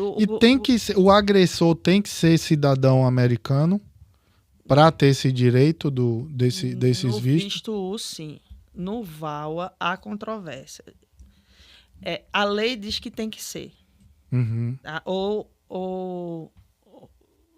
Mas eu já vi um caso que já foi aceito quando a pessoa tinha só o green card, o agressor. Só residente. Não, a lei não diz que... A lei diz que seria o cidadão americano. Mas eu já vi um caso que, como permanente residente, a vítima conseguiu. Mas aí, se o agressor não tiver documento, é polícia. Pelo menos levar preso, né? Se o agressor não tiver documento... Mas aí, é polícia, vai levar preso. Polícia levar preso. Pelo menos ter paz, né? Na mente ali. E um assunto, Ana, que até para o público brasileiro, ele é mais polêmico do que para o público americano. Mas muito brasileiro pensa igual. Que é o que eu sempre incentivo as mulheres a aprenderem uma defesa, pessoal. Aprender a atirar, portar uma arma de fogo. Na Fundação, nós temos um programa chamado Esporte Prev. Esporte para prevenção. O esporte, ele não só serve para autoestima, para o conhecimento, né, de artes marciais, para o conhecimento de defesa pessoal, mas ele serve principalmente, eu vou fazer defesa pessoal. Para que serve a defesa pessoal? Para você se defender. É uma prevenção. Então, a gente tem as aulas de defesa pessoal e seminários que a gente faz com o professor Cristóforo, professor Cris da Atos, que ele dá aulas gratuitas para a gente lá na fundação. O Cris, ele sempre oferece também para vítimas bolsas, quando a pessoa passa por uma situação, ele lá, porque ele é professor de jiu-jitsu, lá, é o mestre lá. A gente tem também parcerias com treinadores de tiro, instrutor de tiro, a gente faz parceria. Então, quando tem uma pessoa, um grupo que quer fazer, a gente faz as aulas, a instrução. Temos também Krav Maga, também, professores de Krav Maga para ensinar, que eu amo, gosto muito também de Krav Maga. Eu sou faixa verde de kickbox, né? Mas... E foi o que lhe salvou. Foi, assim, eu não apliquei golpe nenhum, mas eu consegui ter um autocontrole. Quando você faz a arte marcial, numa hora dessa, você não congela, né? Sua mente, você trabalha, você consegue raciocinar e ver até onde você consegue se sair, como se sair daquela situação. Então, é extremamente saudável, importante. Fora outros esportes, corrida, balé, fitness, não sei o que e tal. Então, a gente está sempre promovendo. Então, eu sou uma das maiores defensoras de que todo mundo, especialmente os mais vulneráveis, mulheres, adolescentes, crianças, talvez... com questão de tiro, tem as limitações e tal, mas arte marcial, defesa pessoal e tal, tem que fazer. Tem que fazer. E lembrando, né, que aqui, para você ter o porte, você tem... O porte não, para você poder andar armado, você tem que ser pelo menos residente. Então, as mulheres que tem que perder esse medo. Mas tem outras ferramentas que você pode para quem para quem não pode ter a arma, né? E quem pode... faça. Tenha. Porque... Quem pode, tenha. Eu penso igual a você. Por mais que você tenha a polícia existe um tempo para chegar até a ocorrência.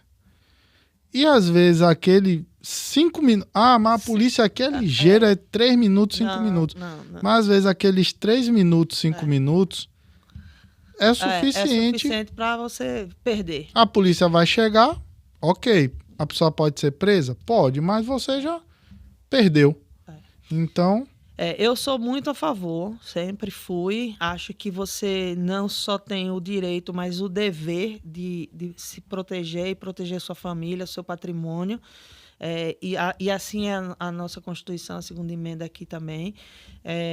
Lamento que a gente não tenha essa cultura no nosso país, lamento, no Brasil, mas graças a Deus a gente vive aqui e hoje eu sou cidadã americana e enfim, desfruta pelo menos desse privilégio, eu penso desse isso direito. Talvez se o Brasil pudesse o porte de arma de fogo, porque a gente fala porte de arma de fogo, pensa o quê? Homem armado fazendo merda. Tem, até aqui. O negócio é a punição. Você pode fazer merda com uma faca, com uma caneta, com coisa, entendeu? Eu sempre falo, nos Estados Unidos você pode fazer tudo, mas você vai ter que arcar com a consequência da escolha.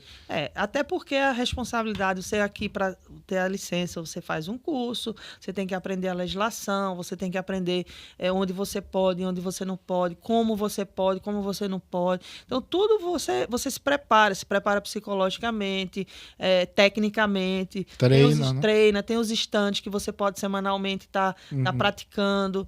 É um esporte, assim... relativamente acessível. Aqui não é tão caro. Então, você tem aqui estandes que você pode se associar, você tem o Orlando Gun Show, né, que tem lá, muito bom, quase todos eu gosto também. Eu gosto também, entendeu? Então, assim, eu acho que tem que desfrutar. A ferramenta, eu sempre falo isso, toda ferramenta você pode usar pro bem ou pro mal. É o que eu falo. Se a gente for o carro, a faca de casa, então vai proibir Vai proibir a faca? Vai proibir o carro? Por sinal, eu gosto muito de faca também, eu coleciono faca. Mesmo? Eu gosto. Eu já não sou muito fã, não. Eu gosto, eu tenho também. Então, assim, eu gosto muito de esporte outdoor. Uhum. E assim, essas coisas eu curto. Eu torço e sempre incentivo. Toda mulher que eu também. conheço eu incentivo. Cara, vai lá tirar. Inclusive, que você vai ver que não é esse medo todo que colocaram. É uma ferramenta que você... É como eu falo, é igual um seguro de carro. Você nunca vai querer usar seu seguro, né? Porque para você usar seu seguro tem que ter acontecido um acidente. Então você paga o seguro, mas você nunca quer usar. Mas se bater o carro, você quer ter o seguro. É que nem eu falo, às vezes você tem ali 1 minuto. A polícia não vai chegar em 1 minuto. Então se você tem uma arma, talvez, mesmo que você não atire na pessoa, mas vai lhe dar talvez esse tempo para a polícia chegar, ou vai lhe tirar de uma situação vai salvar sua vida. Vai salvar sua vida. E, né? Mas as pessoas têm que entender que, assim, quanto vale sua vida? Primeira, se uma pessoa está tentando contra a minha vida, eu amo minha vida. Então, amigo... como eu falei, você não só tem o direito, mas você tem o dever constitucional de resguardar a sua vida, sua propriedade e sua família. E da família. Você tem o direito e o dever. Não é só a polícia. Não só até porque não existe um policial para cada cidadão, imagina. Cidadão, exatamente. Imagina. Não existe. Vou botar aqui que esse brinco caindo. Pois é. Então, assim, fazer um apelo, você que mora aqui em Orlando, vai lá conhecer, entendeu? Tá aí na descrição aí toda a rede social deles. Então lá você vai ter endereço, você tem telefone. Não só você para ir lá conhecer, apoiar. Como é que faz para apoiar? Se as pessoas quiserem doar ou quiser fornecer um serviço, alguma coisa assim. Bom, a gente tem nosso membership lá, que também tem um link no site e no Instagram. Esse membership a gente criou para fidelizar os parceiros, os apoiadores, né? Não ficar só doando. E através desse membership, as pessoas passam a ter descontos nos serviços que a gente oferece com valor social.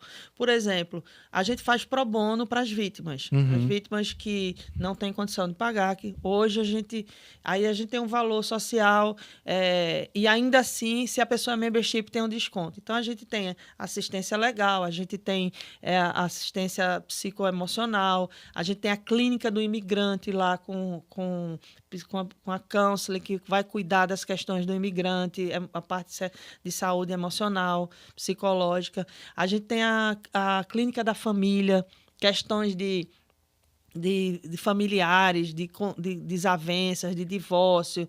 Então, a gente cuida desse aspecto. E aí, o membership ele passa a ter direito a utilizar isso, fora a parte de cartório, que a gente oferece os serviços, tradução juramentada, certificação, tem a certificação digital.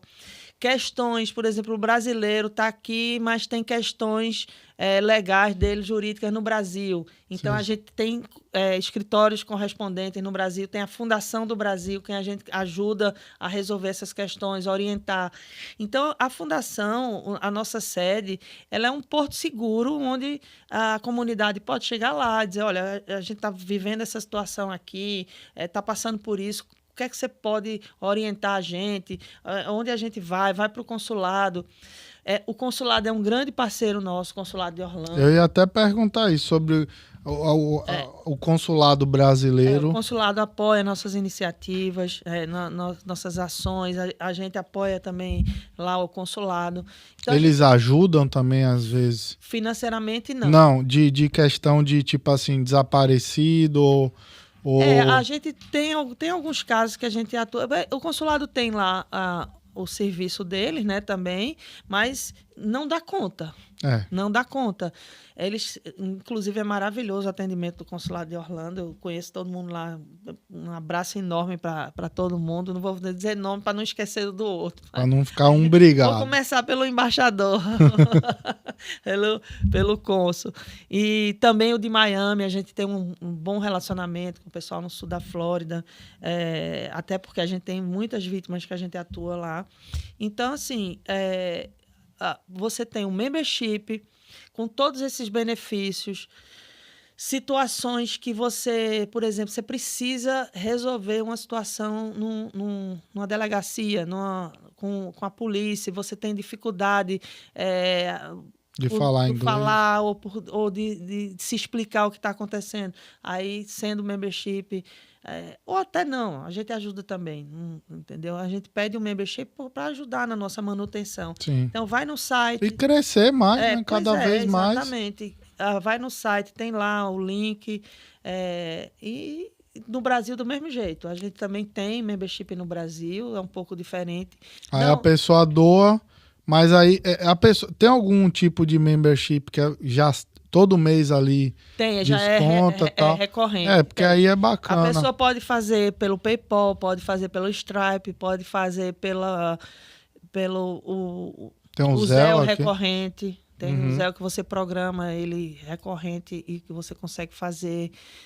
Enfim, tem tantas formas de ajudar. Eu não tenho dinheiro, eu não tenho condições, não sei o quê. Mas conhece alguém que tem? Conhece algum empresário? Traz para ajudar a gente. Além do mais, a gente tem o 501C3, que é a certificação do governo federal, que tudo que você doar para a fundação, o membership, doações, o que for, serviços e tal, você pode depois botar no seu imposto de renda para fazer a... Já ia ter que pagar mesmo? Já ia ter que pagar, exatamente. Então, você passa para o contador lança lá no formulário apropriado e você vai ter aquela isenção ali, entendeu? Entendi. Aí, eu mesmo vou lá. Falei até com a Ana aqui que eu quero ir lá conhecer. A gente, eu acho super importante isso e não é fácil você manter... Qualquer empresa sem fim lucrativo, mês a mês, você vai ali lutando. Então, assim, se você pode doar, é qualquer valor, não é? Qualquer valor. Pô, Yuri, eu posso $5 por mês. Tá ótimo. Se cada um fizer esses $5, faz uma diferença grande. Não, Yuri, eu posso 50. Eu quero doar... Yuri, eu pago geralmente por ano... $4.000 de imposto, eu quero doar 3. Pronto. Pois é. Doa, pega como é? Pega esse recibo da doação. Esse recibo da doação e você abate no seu imposto. No final, é como se você não tivesse pago nada. Exatamente. E ainda contribuiu para um impacto positivo na comunidade, na segurança, na educação, na saúde e na economia. Porque na hora que a gente cuida dessas vítimas, que restaura essa vida, que recoloca ela no mercado de trabalho e combate o crime, ajuda a combater o crime, né? Com o trabalho de prevenção e de apoio às autoridades, a gente está transformando, está impactando positivamente. E não está cruzando os braços para o mal se sobressair. Exatamente. Entendeu? Então, é como pode. Yuri, eu vou doar aqui... Quero ir lá conhecer para ver se é sério. Vai lá abre... Quais são os horários? Segunda a sexta, das 10 da manhã às 5 da tarde, o horário comercial, né? O horário...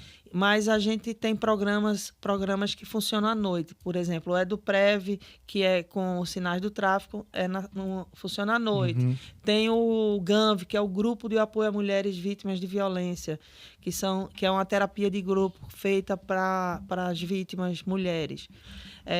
Tem o Koinonia. O Koinonia é um grupo de reunião para encontro cristão. Uma espécie de encontro para conversar, para quem quer falar sobre, né, a sua espiritualidade e tal. tem o Coinonia, a gente tem o Esporte Prev, tem eventos, tem palestras, aí tudo Tem uma funciona à palestra. noite, né? Tudo isso tem no Instagram, no site. Tudo a gente publica no Instagram. No Instagram. O Instagram é sempre mais rápido atualizado, né? Então vocês Instagram e sempre estão Facebook. atualizando o Instagram. Tá aí no link da descrição o Instagram. Vá lá, se inscreva no Instagram deles. Tem o YouTube também de vocês. Tem o YouTube, Hope and Justice Então, Foundation. tem lá no Instagram Tem o lá no link. Instagram o link. Então, tem vá no lá, Facebook. porque às vezes, Yuri, eu tô duro, não tenho $1 para doar. Mas se você já segue, compartilha, Já bota é uma pessoa, às contribuição. vezes seu ciclo ali de amigo, tem alguém que tá passando essa situação e nem sabe que existe. Exatamente. Então você ajuda. Se você conhece alguém que tá passando por isso, vai lá, fala, mostra que a live vai ficar aí. Eu posso sugerir uma campanha? Pode, claro. Uma campanha. Nós temos aproximadamente 17 mil, alguma coisa, de seguidores no nosso Instagram. Uhum. Bora fazer uma campanha para cada seguidor nosso e de vocês doar $1 para a fundação? Pois é, aí ó. $1. Compartilhar na minha rede, na rede do pessoal que compõe aqui o Sentinel, porque, gente, é difícil as histórias. E assim, a gente não... Só falar, pô, que chato, não vai resolver. Não vai resolver, Precisa... Só se indignar não resolve. Só se indignar não resolve. É como a Ana falou. Eles estão trabalhando no projeto para que a lei da Flórida envolva também o crime doméstico, a parte de psicológica e financeira. Entendeu? Eles sempre estão trabalhando para as leis acompanharem. Porque é aquela coisa. Quem é o especialista aqui é a Ana, ela que estuda sobre isso. Então, quando eles criam as leis para enviar lá para aqui é o que é deputado? São os os deputados? São os deputados. Então, o deputado, muitas vezes, ele não tem o know-how. Então, se tem a Ana, tem outras organizações que têm esse know-how, ninguém melhor para saber como é que eles atuam, como é que eles agem, para criar a lei que vai inibir essas situações, ou no mínimo ter uma compensação para as pessoas que passam esse tipo de situação. Porque é isso, hoje eu duvido, muito difícil, quem está assistindo a live ou quem vai assistir depois, não conheça pelo menos uma pessoa que não passou ou a violência física. Abuso sexual infantil, geralmente. Isso.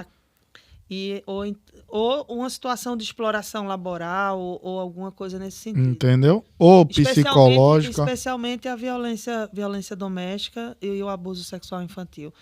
Que de 10 pessoas, 10 mulheres que a gente conhece, eu acho que 7 a 8 passaram por alguma situação. Mulheres que eu digo, homens e mulheres. Que sofreram abuso quando criança. Então, assim, é um projeto que vale a pena ser divulgado. Tem que ser conversado. Se você tem lógico, uma criancinha não. Aí você tem que ficar ligado de olho. Mas se já tem um adolescente, é importante sentar, conversar, aconselhar. E a gente tem também os Hope and Justice Club nas escolas high school. O Indermi High School, os próprios jovens que fizeram treinamento com a gente, eles criaram o clube da Hope and Justice. E nas escolas. E lá eles dão treinamento com o que aprenderam com a gente para outros jovens. Então temos na Horizon, na High School, e na Indermi. Então, e que isso sirva de inspiração para outros jovens, outros clubes em outras escolas, porque são um dos principais alvos, são os adolescentes também, né? E eles precisam estar conscientes e saber se proteger também. Da internet, tudo isso. Então, fica esse apelo, né? A quem mora aqui, ir lá conhecer, pode conversar lá com a Ana, se tiver alguma dúvida. Se não tiver a Ana, vai ter alguém lá para... Mas eu sempre tô lá. Então tá a Ana lá, ela conversa. Vai ouvir lá no Sentinel, quero saber um pouco mais dos projetos. Se você pode ajudar de outra forma, você trabalha com algum tipo de psicologia Ou você, às vezes, é um Trabalha brasileiro... com marketing, com internet, a gente precisa muita força na área do marketing, da comunicação. Eu sou médico brasileiro aqui, pode ir lá doar seu serviço, um dia na semana você vai lá para atender quem está doente ou um negócio. Tem N formas para ajudar, de quem não tem para quem tem. Se você conhece alguém que tem dinheiro e que se sensibilize com esse tipo de causa, você pode ir lá e fala. Pô, Yuri, mas você vai ficar falando para a pessoa, você vai doar, isso aí vai ser abatido do imposto. Amigo, tem gente que só vai na base da troca. O importante é tendo dinheiro para crescer e até construir o que você falou aí do abrigo para as mulheres que são vítimas, porque é isso, às vezes a mulher é vítima ali de violência, vai sair de casa e vai para onde? Às vezes não tem ninguém. Até com os animais, porque tem animais que sofrem o abuso também, né? Pois é. A violência. Eu tive um caso de uma moça que o animal de suporte emocional dela era um pássarozinho, um pássaro. E o marido afogou o pássaro dela na piscina. E botou numa caixa de sapato e entregou para ela. Só para atingir ela. Para detonar. É o suporte emocional. Ela já apanhava. Eu vi um outro caso que o cara destroçou o cachorrinho, um poodle da mulher. E a gente também ajuda esses animais. A gente tem parceria com veterinários, com voluntários lá nossos, que a gente cuida dos animais também. Então aí, galera. Precisa desse apoio. Nossa comunidade brasileira aqui nos Estados Unidos. Tô dizendo Orlando, Flórida. Pô, Yuri, eu tô vendo esse podcast aqui da Califórnia. É como ela falou. Teve uma pessoa que foi pega aqui e foi levado para outro estado. Então, gente, tudo... Quanto mais dinheiro você tem uma instituição séria, ela vai usar para crescer a instituição. Não é para lucrar, ficar rico. E a gente tem compliance, a gente tem prestação, temos contadores que são muito bons. Se você tem a documentação, não é, eu já ouvi dizer que não é fácil essa documentação de se conseguir. A gente tem compliance, então, somos auditados, tudinho. Então, assim, gente, vá lá, você mora aqui, vá lá, conheça, vai nos projetos, vai numa aula dessa. Se você é mulher, eu nunca passei por isso. Graças a Deus, que continue assim. Mas vai numa palestra dessa. Se você tem criança, tem adolescente, exato, vai esse curso para saber desses aplicativos. Eu não sei mexer no computador, não sei. Isso aí não é desculpa. Me desculpe, mas isso não é desculpa, porque você tá aí, os acessos, tem um curso. Então... É o que eu disse e repito, né? Você nunca é tão pobre que não possa ajudar alguém e nunca é tão rico que não possa precisar. Entendeu? Porque é isso. O cara pode ter o dinheiro que for. Se o filho sumir. Tem situações, E aí? Vai usar o dinheiro para fazer... Sumiu. Você vai pagar a polícia, você vai preso. Não tem. Se você oferecer dinheiro pro policial, aí que você vai complicar a sua situação. Então, assim, não é questão de status social, se é rico, se é branco. E eu até estava conversando com a Ana, e a instituição ela não quer saber partido político. Não, nem tem partido político, nem tem placa de igreja. A gente agora temos princípios e valores cristãos que são inegociáveis. Até eu sempre digo isso porque já vieram alguns empresários, alguns não, um ou dois, com propostas indecentes, né? E a gente não trabalha dessa forma, a gente denuncia esse tipo de proposta. E a gente precisa do dinheiro, mas a gente não a alma do negócio não está à venda. Não está à venda. Então aí, é esse tipo de coisa. Independente se você é de partido político, de religião, passou por uma situação dessa, precisa de uma ajuda, vai lá, conhece alguém, indica. Se às vezes a pessoa não está com coragem, vai com ela. Não, eu vou lá com você. Entendeu? E temos muita muitos acessos, né? Até a gente tem o nosso Instagram, a gente tem os nossos links de pedido de ajuda que fazem parte de uma plataforma que a gente tem um controle rigoroso na questão dos dados, das informações, que é a Jotform que a gente trabalha, que é um custo alto a gente manter essa plataforma, mas para proteger os dados. A gente tem o RIPA, que é a mesma que o sistema, que os escritórios de advocacia, que os hospitais, as clínicas médicas têm.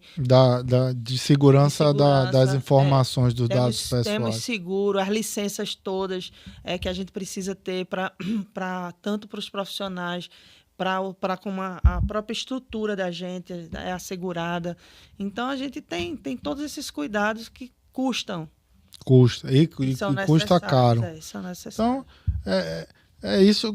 Esse apelo que fica. Eu mesmo hoje peguei muita informação, mas era muito leigo nesse quesito, entendeu? Super importante. Pode ter certeza, Ana, que aqui o que você muito precisar, obrigado. Yuri, preciso lançar tal coisa. Venha, tá aqui. Obrigada. Porque a gente tem que apoiar a nossa comunidade brasileira que está aqui. Não digo Flórida, não, é Estados Unidos inteiro. A gente tem que se unir mais, porque é como ela falou, só de ser imigrante de qualquer país, a vulnerabilidade é grande. Você já está mais vulnerável do que quem nasceu aqui. Ponto. Yuri, não sei falar nada de inglês, quero denunciar. Vai lá, eles chamam a polícia vai lá, aconselha, eles ajudam. Então, se tem o que você falou, né, o apego emocional que é muito difícil, eles vão fazer um trabalho. Então, se você tem uma amiga que tá sofrendo isso, vai com ela, pô. Exato. Vai lá, ajuda, participa, porque você vai se tornar uma pessoa também esclarecida. Esclarecida, né? Exatamente. O conhecimento, ele liberta, né? Exato. E tá aí, gratuito. Na língua portuguesa. Na língua portuguesa. Então, não tem... Quisera eu, quando aconteceu comigo, eu tivesse uma Open Justice para me ajudar. Não é? Quisera eu. Então, infelizmente, teve que passar a Ana teve que passar uma situação dessa para entender essa realidade. Para entender, e é isso. Tudo tem um propósito. Tem um propósito. Então, a pessoa que vai conversar com você é uma pessoa que... não que eu não possa, que é como tem uns psicólogos para ajudar, mas se você tem uma pessoa que já passou, ela entende aquela dor, né? Com certeza. Com certeza. Eu não tenho como dizer, não, Ana, eu sei o que você sentiu. Não sei, pô. Eu vou estar mentindo. Quando a gente eu converso com as vítimas e elas sabem, né, do que eu vivenciei, muita gente já sabe, eu sei exatamente o que ela está sentindo, entendeu? Em que estágio ela está ali? Estágio, quais são os processos. A gente tem excelentes profissionais da área de saúde, muitos, inclusive, também já passaram e se restauraram. Hoje são grandes profissionais na área de saúde mental. Mas, assim, o conhecimento, eu sou catedrática, né? Eu sou acadêmica, eu sou do meio acadêmico. Eu sou da área de pesquisa, eu gosto. Meu mestrado que eu faço hoje na área de pesquisa de ciências jurídicas, eu sou apaixonada. Mas... fala muito alto a minha vivência. Fala muito alto. É muito importante o conhecimento técnico, acadêmico, mas quando a gente sente aqui na pelezinha que passou, a gente consegue compreender, a gente vai mais além. Então, por isso que eu acredito que tudo acontece com a permissão de Deus. Existe um porquê, Existe um porquê e um para quê, e eu entendi o propósito da minha vida. De tudo que eu vivenciei na minha história de vida toda, desde a minha infância, Deus estava me preparando, me forjando para fazer o que eu faço hoje. É isso. A gente vai para as perguntas agora, mas fica o aviso. Orlando, Estados Unidos, não é esse mar de rosa, então... Se você vem a turismo ou vem morar, fica ligado. Mas tem um diferencial. Tem a Open Justice aqui para... Pois é. Então, assim, vá lá na Open Justice, para apoiar, para conhecer. Que você não precise ir lá para pedir socorro, entendeu? Então, pega as dicas, fica ligado.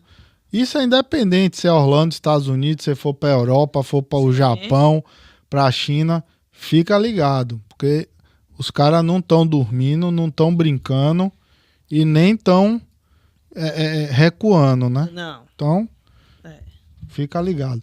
Léo, vamos aí para as perguntas aí da galera. Sim. A Vilma Campos perguntou: qual foi seu sentimento quando você descobriu que saiu daqui do Brasil, que é visto como um país violento, e foi passar por isso justamente aí, que é visto como um país seguro, que não tem tanta violência? Boa pergunta. Meu sentimento, primeiro, foi de surpresa, né? Depois de dor, indignação, e só que esses sentimentos, eles aconteceram. Eu passei primeiro a surpresa, né, o susto que você toma, o que é que está acontecendo, depois a dor, a vergonha, a frustração, a culpa, tudo isso vem naquele turbilhão, a indignação, a sensação de impotência, porque uma coisa, eu estou no meu país, eu sou advogada no meu país, eu conheço as leis, eu conheço meus direitos, eu conheço o meu ambiente. Nunca passei por uma situação dessa, graças a Deus, no Brasil. Aí cheguei aqui, supostamente num país seguro. Porém, com todo esse turbilhão de sentimentos, vem o racional, né? Depois que passa, caramba, agora eu sei o que é isso aqui. Eu tô um degrau, eu tô um passo, ou 2, ou 3, ou 5 na frente de milhões de pessoas. Então, o meu dever é avisar. Existe uma estimativa de que no exterior tem mais de 2 milhões de brasileiros imigrando no interior, né? No exterior. E então, eu tô na frente da grande maioria desses brasileiros. Estou falando em brasileiro, fora os outros imigrantes. Então, aí, por outro lado, vem o tamanho a consciência da minha responsabilidade. Porque eu sei que a grande maioria não sabe. Então, eu preciso fazer alguma coisa. Então, por outro lado, parece um pouco louco isso, mas eu sou grata a Deus. Primeiro, pela oportunidade do livramento e de eu poder, de me preparar para eu fazer o que eu faço, para eu ser a diferença na vida de muita gente, para eu ser luz nessa escuridão. E a gente só cresce, a gente só evolui. O ser humano, ele precisa passar muitas vezes pelas dores, porque a acomodação e o bem-estar, ele não faz com que a gente evolua. Ele não empurra a gente, ele não impulsiona a gente para fazer. E isso fez com que eu evoluísse, eu adquirisse um conhecimento que eu estou na frente de muita gente. E aí eu tenho a responsabilidade de passar isso para muita gente. Você tá vendo muita coisa que ninguém vê. Que ninguém vê, exatamente. Mas eu não quero ver isso para mim só. Por isso que quando eu falei, isso não diz respeito somente a mim, a minha filha, a minha família. Isso diz respeito, isso é muito maior do que eu. Então, se Deus permitiu que eu passasse por isso, me deu o livramento, o que é que eu vou fazer com isso? Então, o que importa, o que é a grande diferença, não é aquilo que as pessoas fazem com você, é o que você vai fazer com aquilo que as pessoas fazem com você. Então, naquele primeiro momento, foi tudo isso, foi um turbilhão de dor, de sentimento, de vergonha. Depois eu entendi que quem tem que ter vergonha é ele, não eu, entendeu? E aí essas coisas vão se arrumando, culpa, tipo, meu Deus, porque eu deixei minha filha passar por isso, eu passar por isso. Começa a botar a culpa na própria vítima. E aí, mas isso vai maturando, isso vai, sabe, com as dores, com tudo, e vai fortalecendo. E aí tem aquela frase, né, que eu gosto também de usar, aquilo que não me mata me fortalece. Então, A Ana também é dos provérbios. Aí, eu sou né? dos Eu provérbios. gosto dos das provérbios. frases. Mas é isso, é a culpa, né? Às vezes É. fala assim, será que ele fez isso? Eu causei isso nele? Não. O errado é o outro. O errado é o outro, exatamente. Mas são processos, né? Que aí você vai amadurecendo, você vai... Demorou. O fato aconteceu em 2014, somente em 2017, 2018, foi que eu comecei sabe, a sentar todo esse processo. Mas nesse período, foram muitas coisas que aconteceram na minha vida. Foi muita coisa, muitos desafios, me recolhi, depois eu disse, eu não conseguia trabalhar, eu não conseguia, foi um processo que eu sabia que ia passar. E passou, e hoje eu estou fortalecida, não vou dizer que não dói, eu tenho as cicatrizes, dói no físico, dói muitas vezes, né, nas lembranças, mas não me paralisa, não me deprime. Não faz recuar. Não né? me faz recuar, muito pelo contrário, me impulsiona. E me deixa feliz por eu saber que eu estou sendo útil, eu estou podendo... A minha vida está servindo para alguma coisa. Porque, como dizia minha avó, quem não nasceu para servir não serve para viver. Então, eu nasci para servir. Boa. Eu só precisava Essa aí é boa. entender onde é que eu tinha que servir, mais do que o que eu já servia. Entendeu? Pronto. Tá aí, ó. O Artus perguntou: será que você sabe? Tem diversos relatos da droga fenil, droga zumbi, que as pessoas encontram um papel ou algum objeto na maçaneta do carro ou no vidro em que a pessoa encosta e passa mal e desmaia. Boa pergunta essa daí, viu? Isso tem... inclusive, eu gravei um podcast, né? Eu gravei um vídeo sobre isso, o fentanil. Isso existe, isso é real. É um dos modus operandi da pessoa, dos criminosos. Vários casos, inclusive os próprios policiais, às vezes, quando vai fazer uma abordagem, se não tiver cuidado, eu já vi caso de policial ter convulsão. Existe um antídoto, né, que você bota no nariz, que é... Eles quebram, Narcan, Narcan, é uma coisa assim. Mas isso existe, gente. Isso, não só o fentanil, mas como... e também outras substâncias que dão um torpor. Eu tenho um caso... Anestésico seria? Ele dá um torpor, você perde um pouco... basta um spray. Você não dorme, você fica mole. Você vai perdendo um pouco... Você fica... É como se você tivesse sido anestesiado, entendeu? Aí você fica um pouco... E a pessoa lhe leva. Sem reação. Sem reação, a pessoa lhe leva. Então, assim, basta um spray ou colocar na bebida. Então, pessoa que vai para balada, que vai sair, ou que está no restaurante, ou que está no aniversário, toma cuidado com o copo de bebida. Como é que tá? Seja água, seja refrigerante, seja... Não larga lá o copo. Não larga. Sempre na mão. Sempre na mão. Então, isso é uma das formas de também esses criminosos acessarem a vítima, né? E imobilizarem e levarem para fazer o que querem. E na questão de você tá no mall e aí você chega no seu carro, vê um pano assim encostado assim no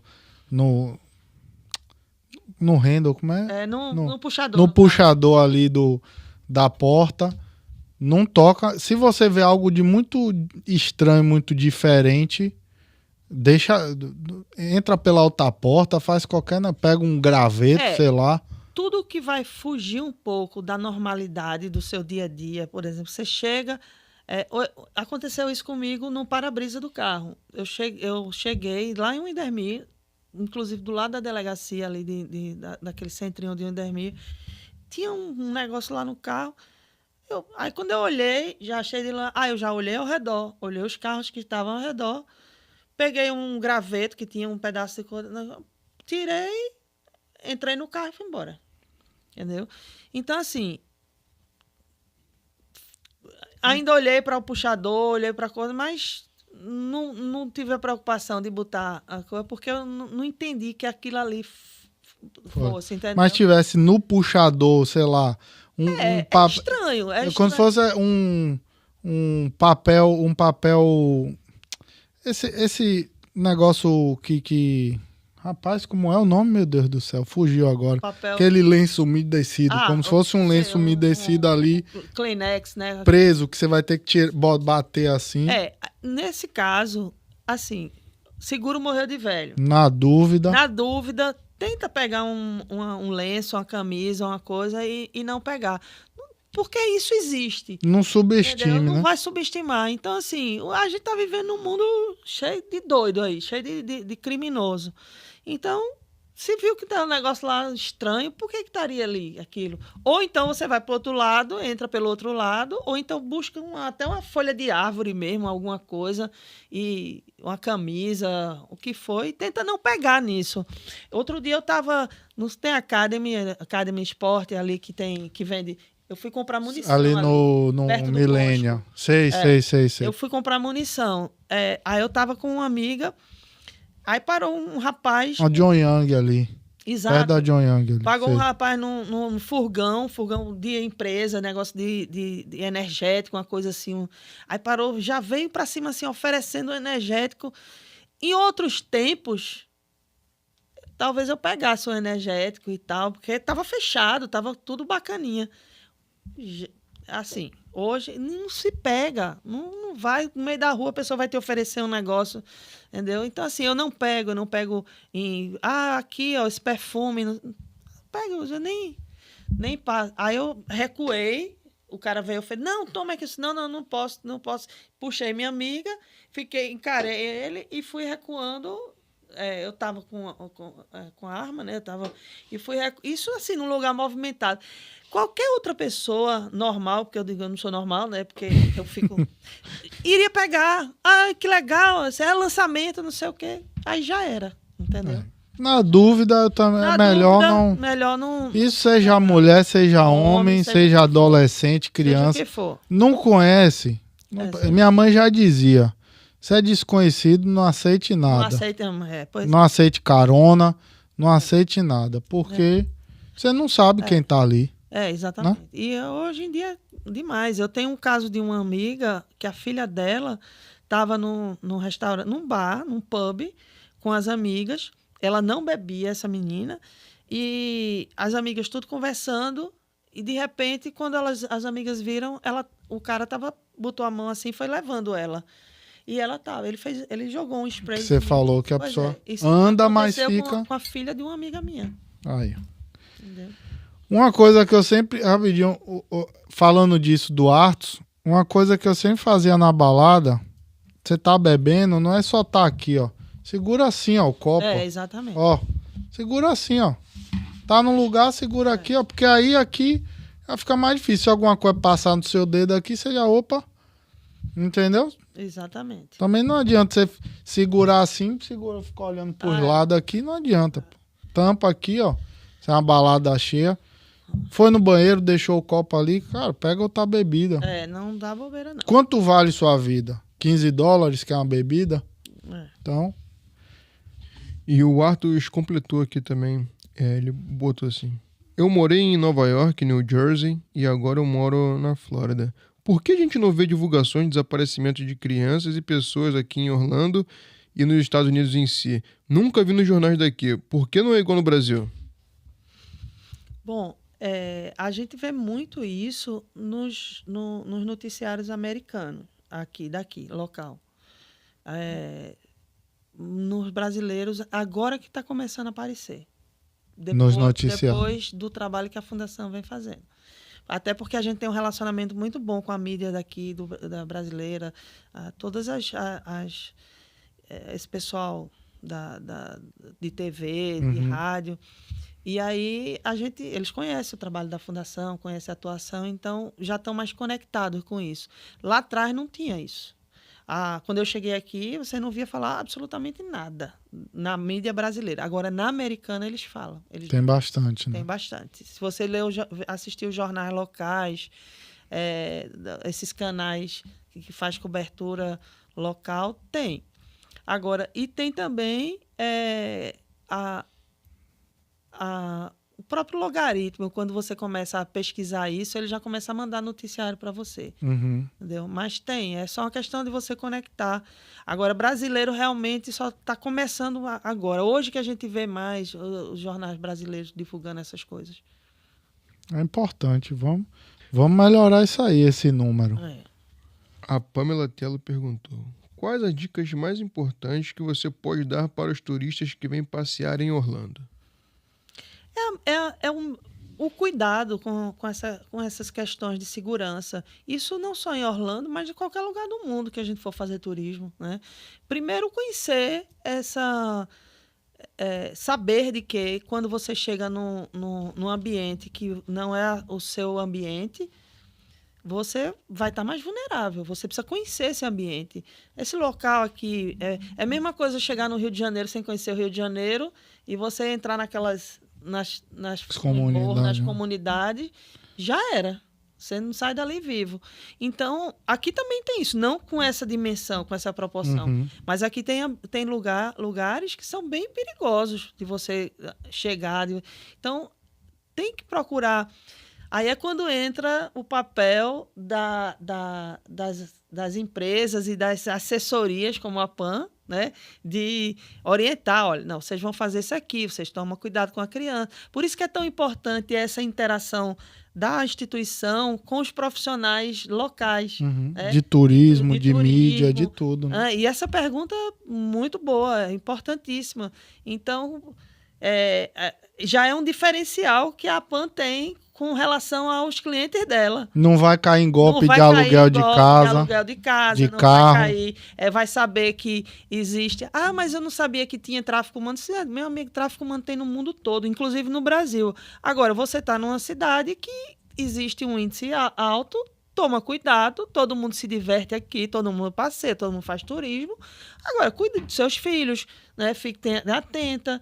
E aí, tendo uma assessoria como a de PAN, a pessoa tá feita, porque ela já conhece tudo. Não vai o cara, não, vou ali economizar 500 a $1.000 ali. Aí é aquele negócio, quanto vale sua vida? Vida? Aí pega o carro todo acabando os pedaços. Não, a PAN já... Até o chip... A PAN já sabe tudo. Ela é voluntária da fundação, já conhece o modus operandi, então. já procura PAN, que PAN vai saber orientar, você vai estar seguro. Porque em Orlando tem a Open Justice Foundation e tem PAN. E o melhor hashtag é o quê? É o olho. É o olho dos pais. Dos pais aí. Eu gostei dessa... Eu vou usar... O melhor hashtag é o olho dos pais. Em cima dos filhos. A Rosana Couto perguntou: quais os lugares mais perigosos aqui em Orlando, Ana, que devemos ficar mais atentos? Olha, se for com relativo à questão de tráfico, de roubo de crianças, dessas coisas, as áreas turísticas, elas são muito visadas, né? Toda a área turística, em qualquer lugar, elas são visadas. E tem os locais, assim, que tem questões de droga, feito aquele bairro, que eu não queria dizer o nome, não, mas vou dizer Pine Hill, entendeu? Tem aqui áreas aqui na Obiti, que são áreas mais pesadas, em toda a cidade. Tem ali atrás de Downtown também, eu esqueci agora que é perigosíssimo. Eu acho que é até mais perigoso do que Pine Hills. Pelo que eu tava conversando com alguns policiais, é bem pesado. Porque lá tem muito negócio de gangue. Pois é. Lá. Tem o Tangelo Park. Meu filho foi assaltado com arma na cabeça ali naquela... Aqui? Foi, aqui. Nunca foi em Recife, andou por todo canto e aqui foi assaltado. Primeira pessoa que eu conheço que... eu já conheço várias, inclusive amigas minhas. Enfim, isso existe, gente, só em todo canto. Vai para Portugal, meu marido é português, quando eu vou para Portugal, tem área em Portugal que é pesadíssima. Tem Recife, Rio de Janeiro. Agora, se vem para turismo e está circulando no meio de turismo, tem que ter cuidado com roubo de passaporte, com essas questões de tráfico, né, de sequestro de crianças, essa coisa toda. Mas...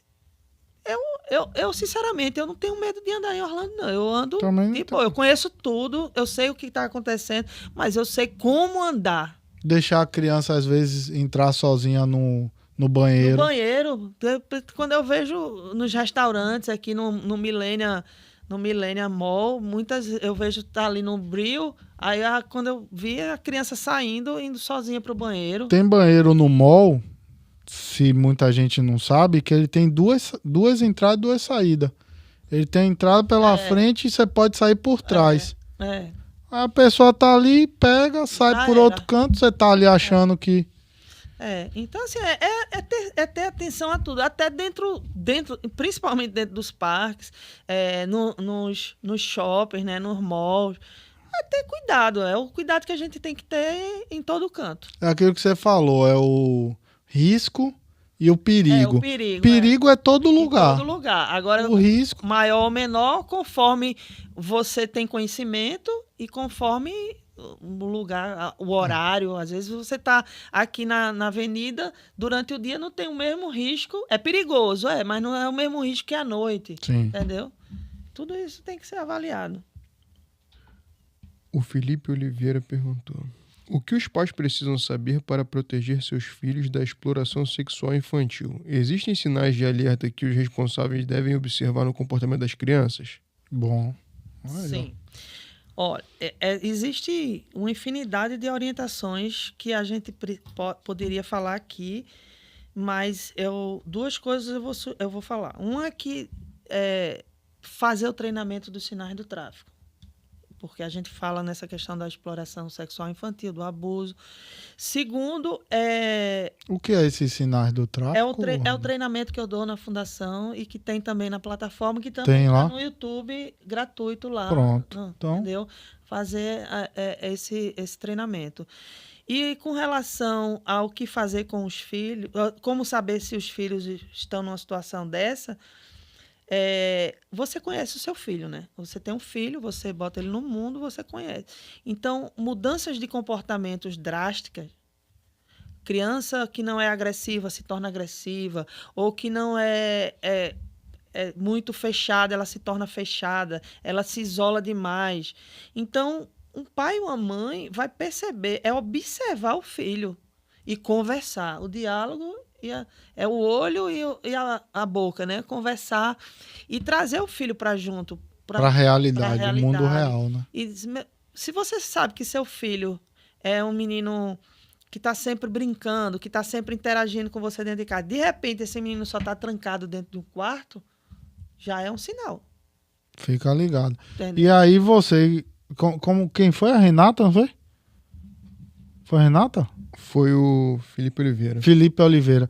Então aí, ó, Felipe, aproveita, quando acabar a live aí, segura aí, anota aí, vai lá nas redes sociais da Hope and Jersey, vê lá esse vídeo do treinamento, entendeu? Vocês também estão assistindo. Importante, conhecimento tá aí de graça. Exatamente. É só conhecimento salva e liberta. Exatamente. Entendeu? O Augusto Ferreira perguntou: que mensagem você gostaria de deixar para alguém que está passando por uma situação de abuso ou exploração agora? A mensagem tem solução. Busca ajuda. E se for aqui em Orlando, Qualquer lugar. busca vocês. Em qualquer lugar, pode buscar a gente. Entra lá no... Entra no site, tem o link que é para preencher, link de vítimas, pedindo ajuda. Tudo tem solução, só não tem jeito para morte. Depois que morreu, já foi. Mesmo assim, já teve gente que, né, Jesus ressuscitou, já teve Lázaro, né, sai. Mas tudo tem solução. Por pior que possa parecer a situação que a pessoa está vivendo, se a pessoa buscar a ajuda certa, no lugar certo, com os profissionais corretos, não é ficar ouvindo uma história não, a pessoa vai conseguir sair dessa situação. Profissionais capacitados. Não são grupos de amigas, de network, não. São profissionais capacitados. Então, buscar ajuda. Na Fundação, a gente tem lá os links, tanto no Instagram, quanto no YouTube, quanto no Facebook, quanto no X, né, no X agora. A gente tem os links para pedido de ajuda. Preencher lá e pede ajuda. E a gente vai vai dar início ao... Entra em contato, Ana, a pessoa e marca um... Basta preencher o link. Preencher o link, chega na plataforma pra gente. Não precisa ligar, não precisa. Aí a gente entra em contato. Aí faz, se não for daqui, dá para fazer chamada de vídeo. Pode chamar de vídeo, de coisa. A gente tem representantes em vários locais. Se for no Brasil também. Também. Qualquer lugar do mundo. A gente já atendeu gente no Japão. Então. Entendeu? Qualquer lugar do mundo a gente pode trazer um apoio, um suporte, uma solução. Se não resolver tudo, mas uma boa parte resolve, mas a parte que a gente não resolve, tem quem resolva, a gente contacta. A gente faz a coisa acontecer. Você não está sozinho. Não está sozinho. Não está sozinho. E a Pam mandou a última pergunta. Ela disse: Ana, fala sobre o congresso internacional que você fez. Como foi? Vai ter esse ano de novo? Sim, vai ter, graças a Deus. Olha, o congresso foi uma maravilha. A ideia desse congresso é a gente trazer para a comunidade, para os profissionais da academia, né, tanto pesquisadores como cientistas, como a sociedade civil organizada, as autoridades. Então, o primeiro Congresso Internacional de Prevenção e Combate ao Tráfico Humano, Violência Doméstica e Abuso e Exploração Sexual Infantil aconteceu em novembro do ano passado. Foi o primeiro de muitos que a gente vai conseguir fazer aí para trazer toda essa pauta de prevenção, de combate, né, de apoio, de cooperação entre as instituições. Então, nós tivemos lá o pessoal do FBI dando palestra, do Bureau de Inteligência, do Metropolitano de Inteligência, o pessoal do Homeland Security, do projeto do Polar, que é também do Homeland Security. Tivemos a UCF apoiando, participando também com uma professora maravilhosa lá, dando uma palestra sobre tráfico humano. O United Abolitionista, que também é uma instituição que faz parte da Força Tarefa. Isso, o grupo americano. Aí tivemos também hispanos lá. O Pregnancy Center da First Baptist, da Primeira Igreja Batista, que é um centro que acolhe mulheres grávidas, adolescentes, que ajuda no pré-natal, estava lá com a gente também. Esse ano vai acontecer na Igreja Batista, no Faith Hall, onde a gente vai fazer, porque cederam espaço lá para a gente. A gente teve muita dificuldade para realizar esse congresso do ano passado, mas aconteceu. Conteúdo vastíssimo, riquíssimo, está todo no YouTube também, foi tudo gravado, as palestras, os debates, as apresentações. Tivemos a vice-presidente do Instituto Maria da Penha, a Maria da Penha também mandou mensagem, a senadora Damares também mandou a mensagem dela. Recebemos mensagem do governador, do Departamento de Justiça dos Estados Unidos, do prefeito de Orlando. Enfim, o público que estava lá pôde se deleitar num vasto conhecimento sobre esses temas, né? E esse ano vai ter... Esse ano vamos ter novamente... e vai ser no Faith Hall da First Baptist, da Igreja Pronto, Batista. A gente vai divulgar aqui quando tiver a data, tudo.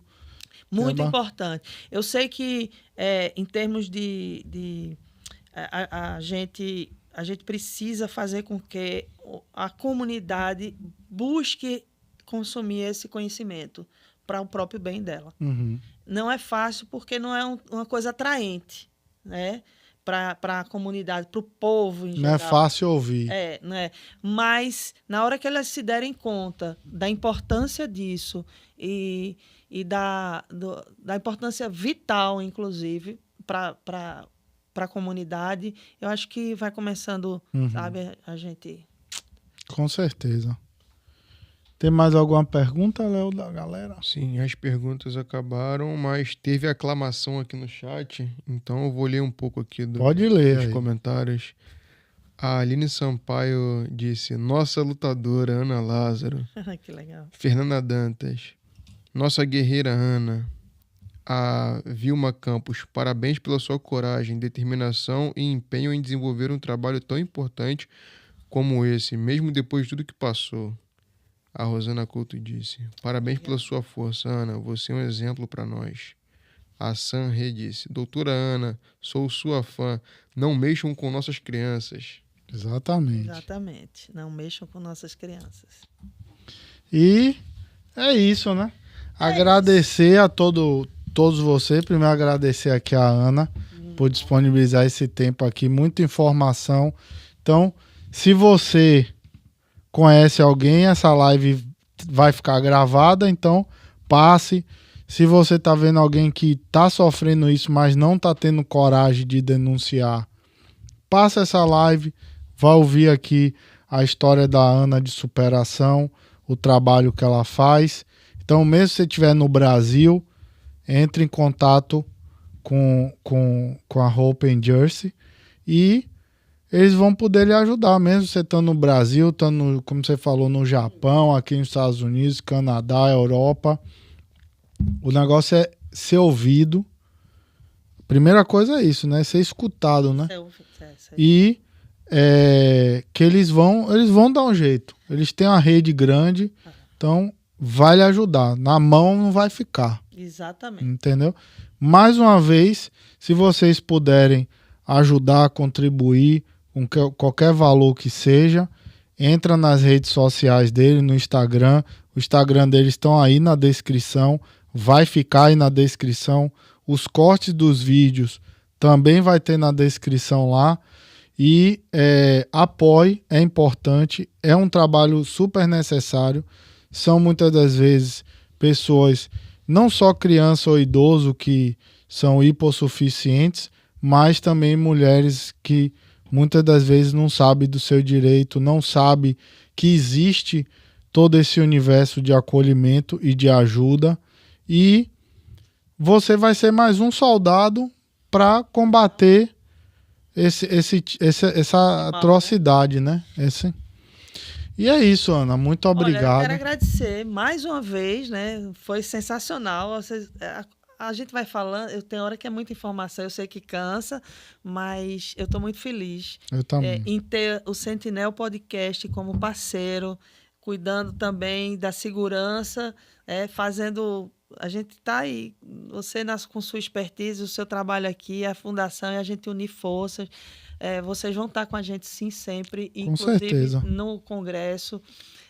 Quando a casa lá está de porta aberta também, a gente pode fazer uma gravação lá de um podcast. E eu fico muito feliz, viu, Yuri, por ver um jovem como você com essa iniciativa. Gostei do jovem. Que depois que eu confessei aqui minha idade, você é muito jovem.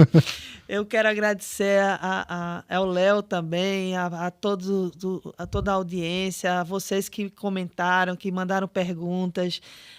Acompanhe também o nosso canal. A gente também tem um podcast. Vamos fazer o podcast Vozes da Liberdade junto com o Sentinel. Bora trazer até um policial, alguma coisa assim, fazer junto aí. A gente precisa ser a voz dessas vítimas, a gente precisa levar esse conhecimento. E eu estou muito feliz, muito grata, e que Deus nos abençoe e que a gente cada vez mais firme, unindo forças.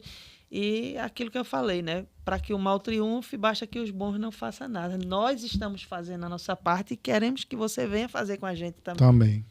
E é isso, galera. Espero vocês na próxima quinta-feira, 7h30 da noite, horário aqui de Orlando, 8h30 da noite, horário do Brasil.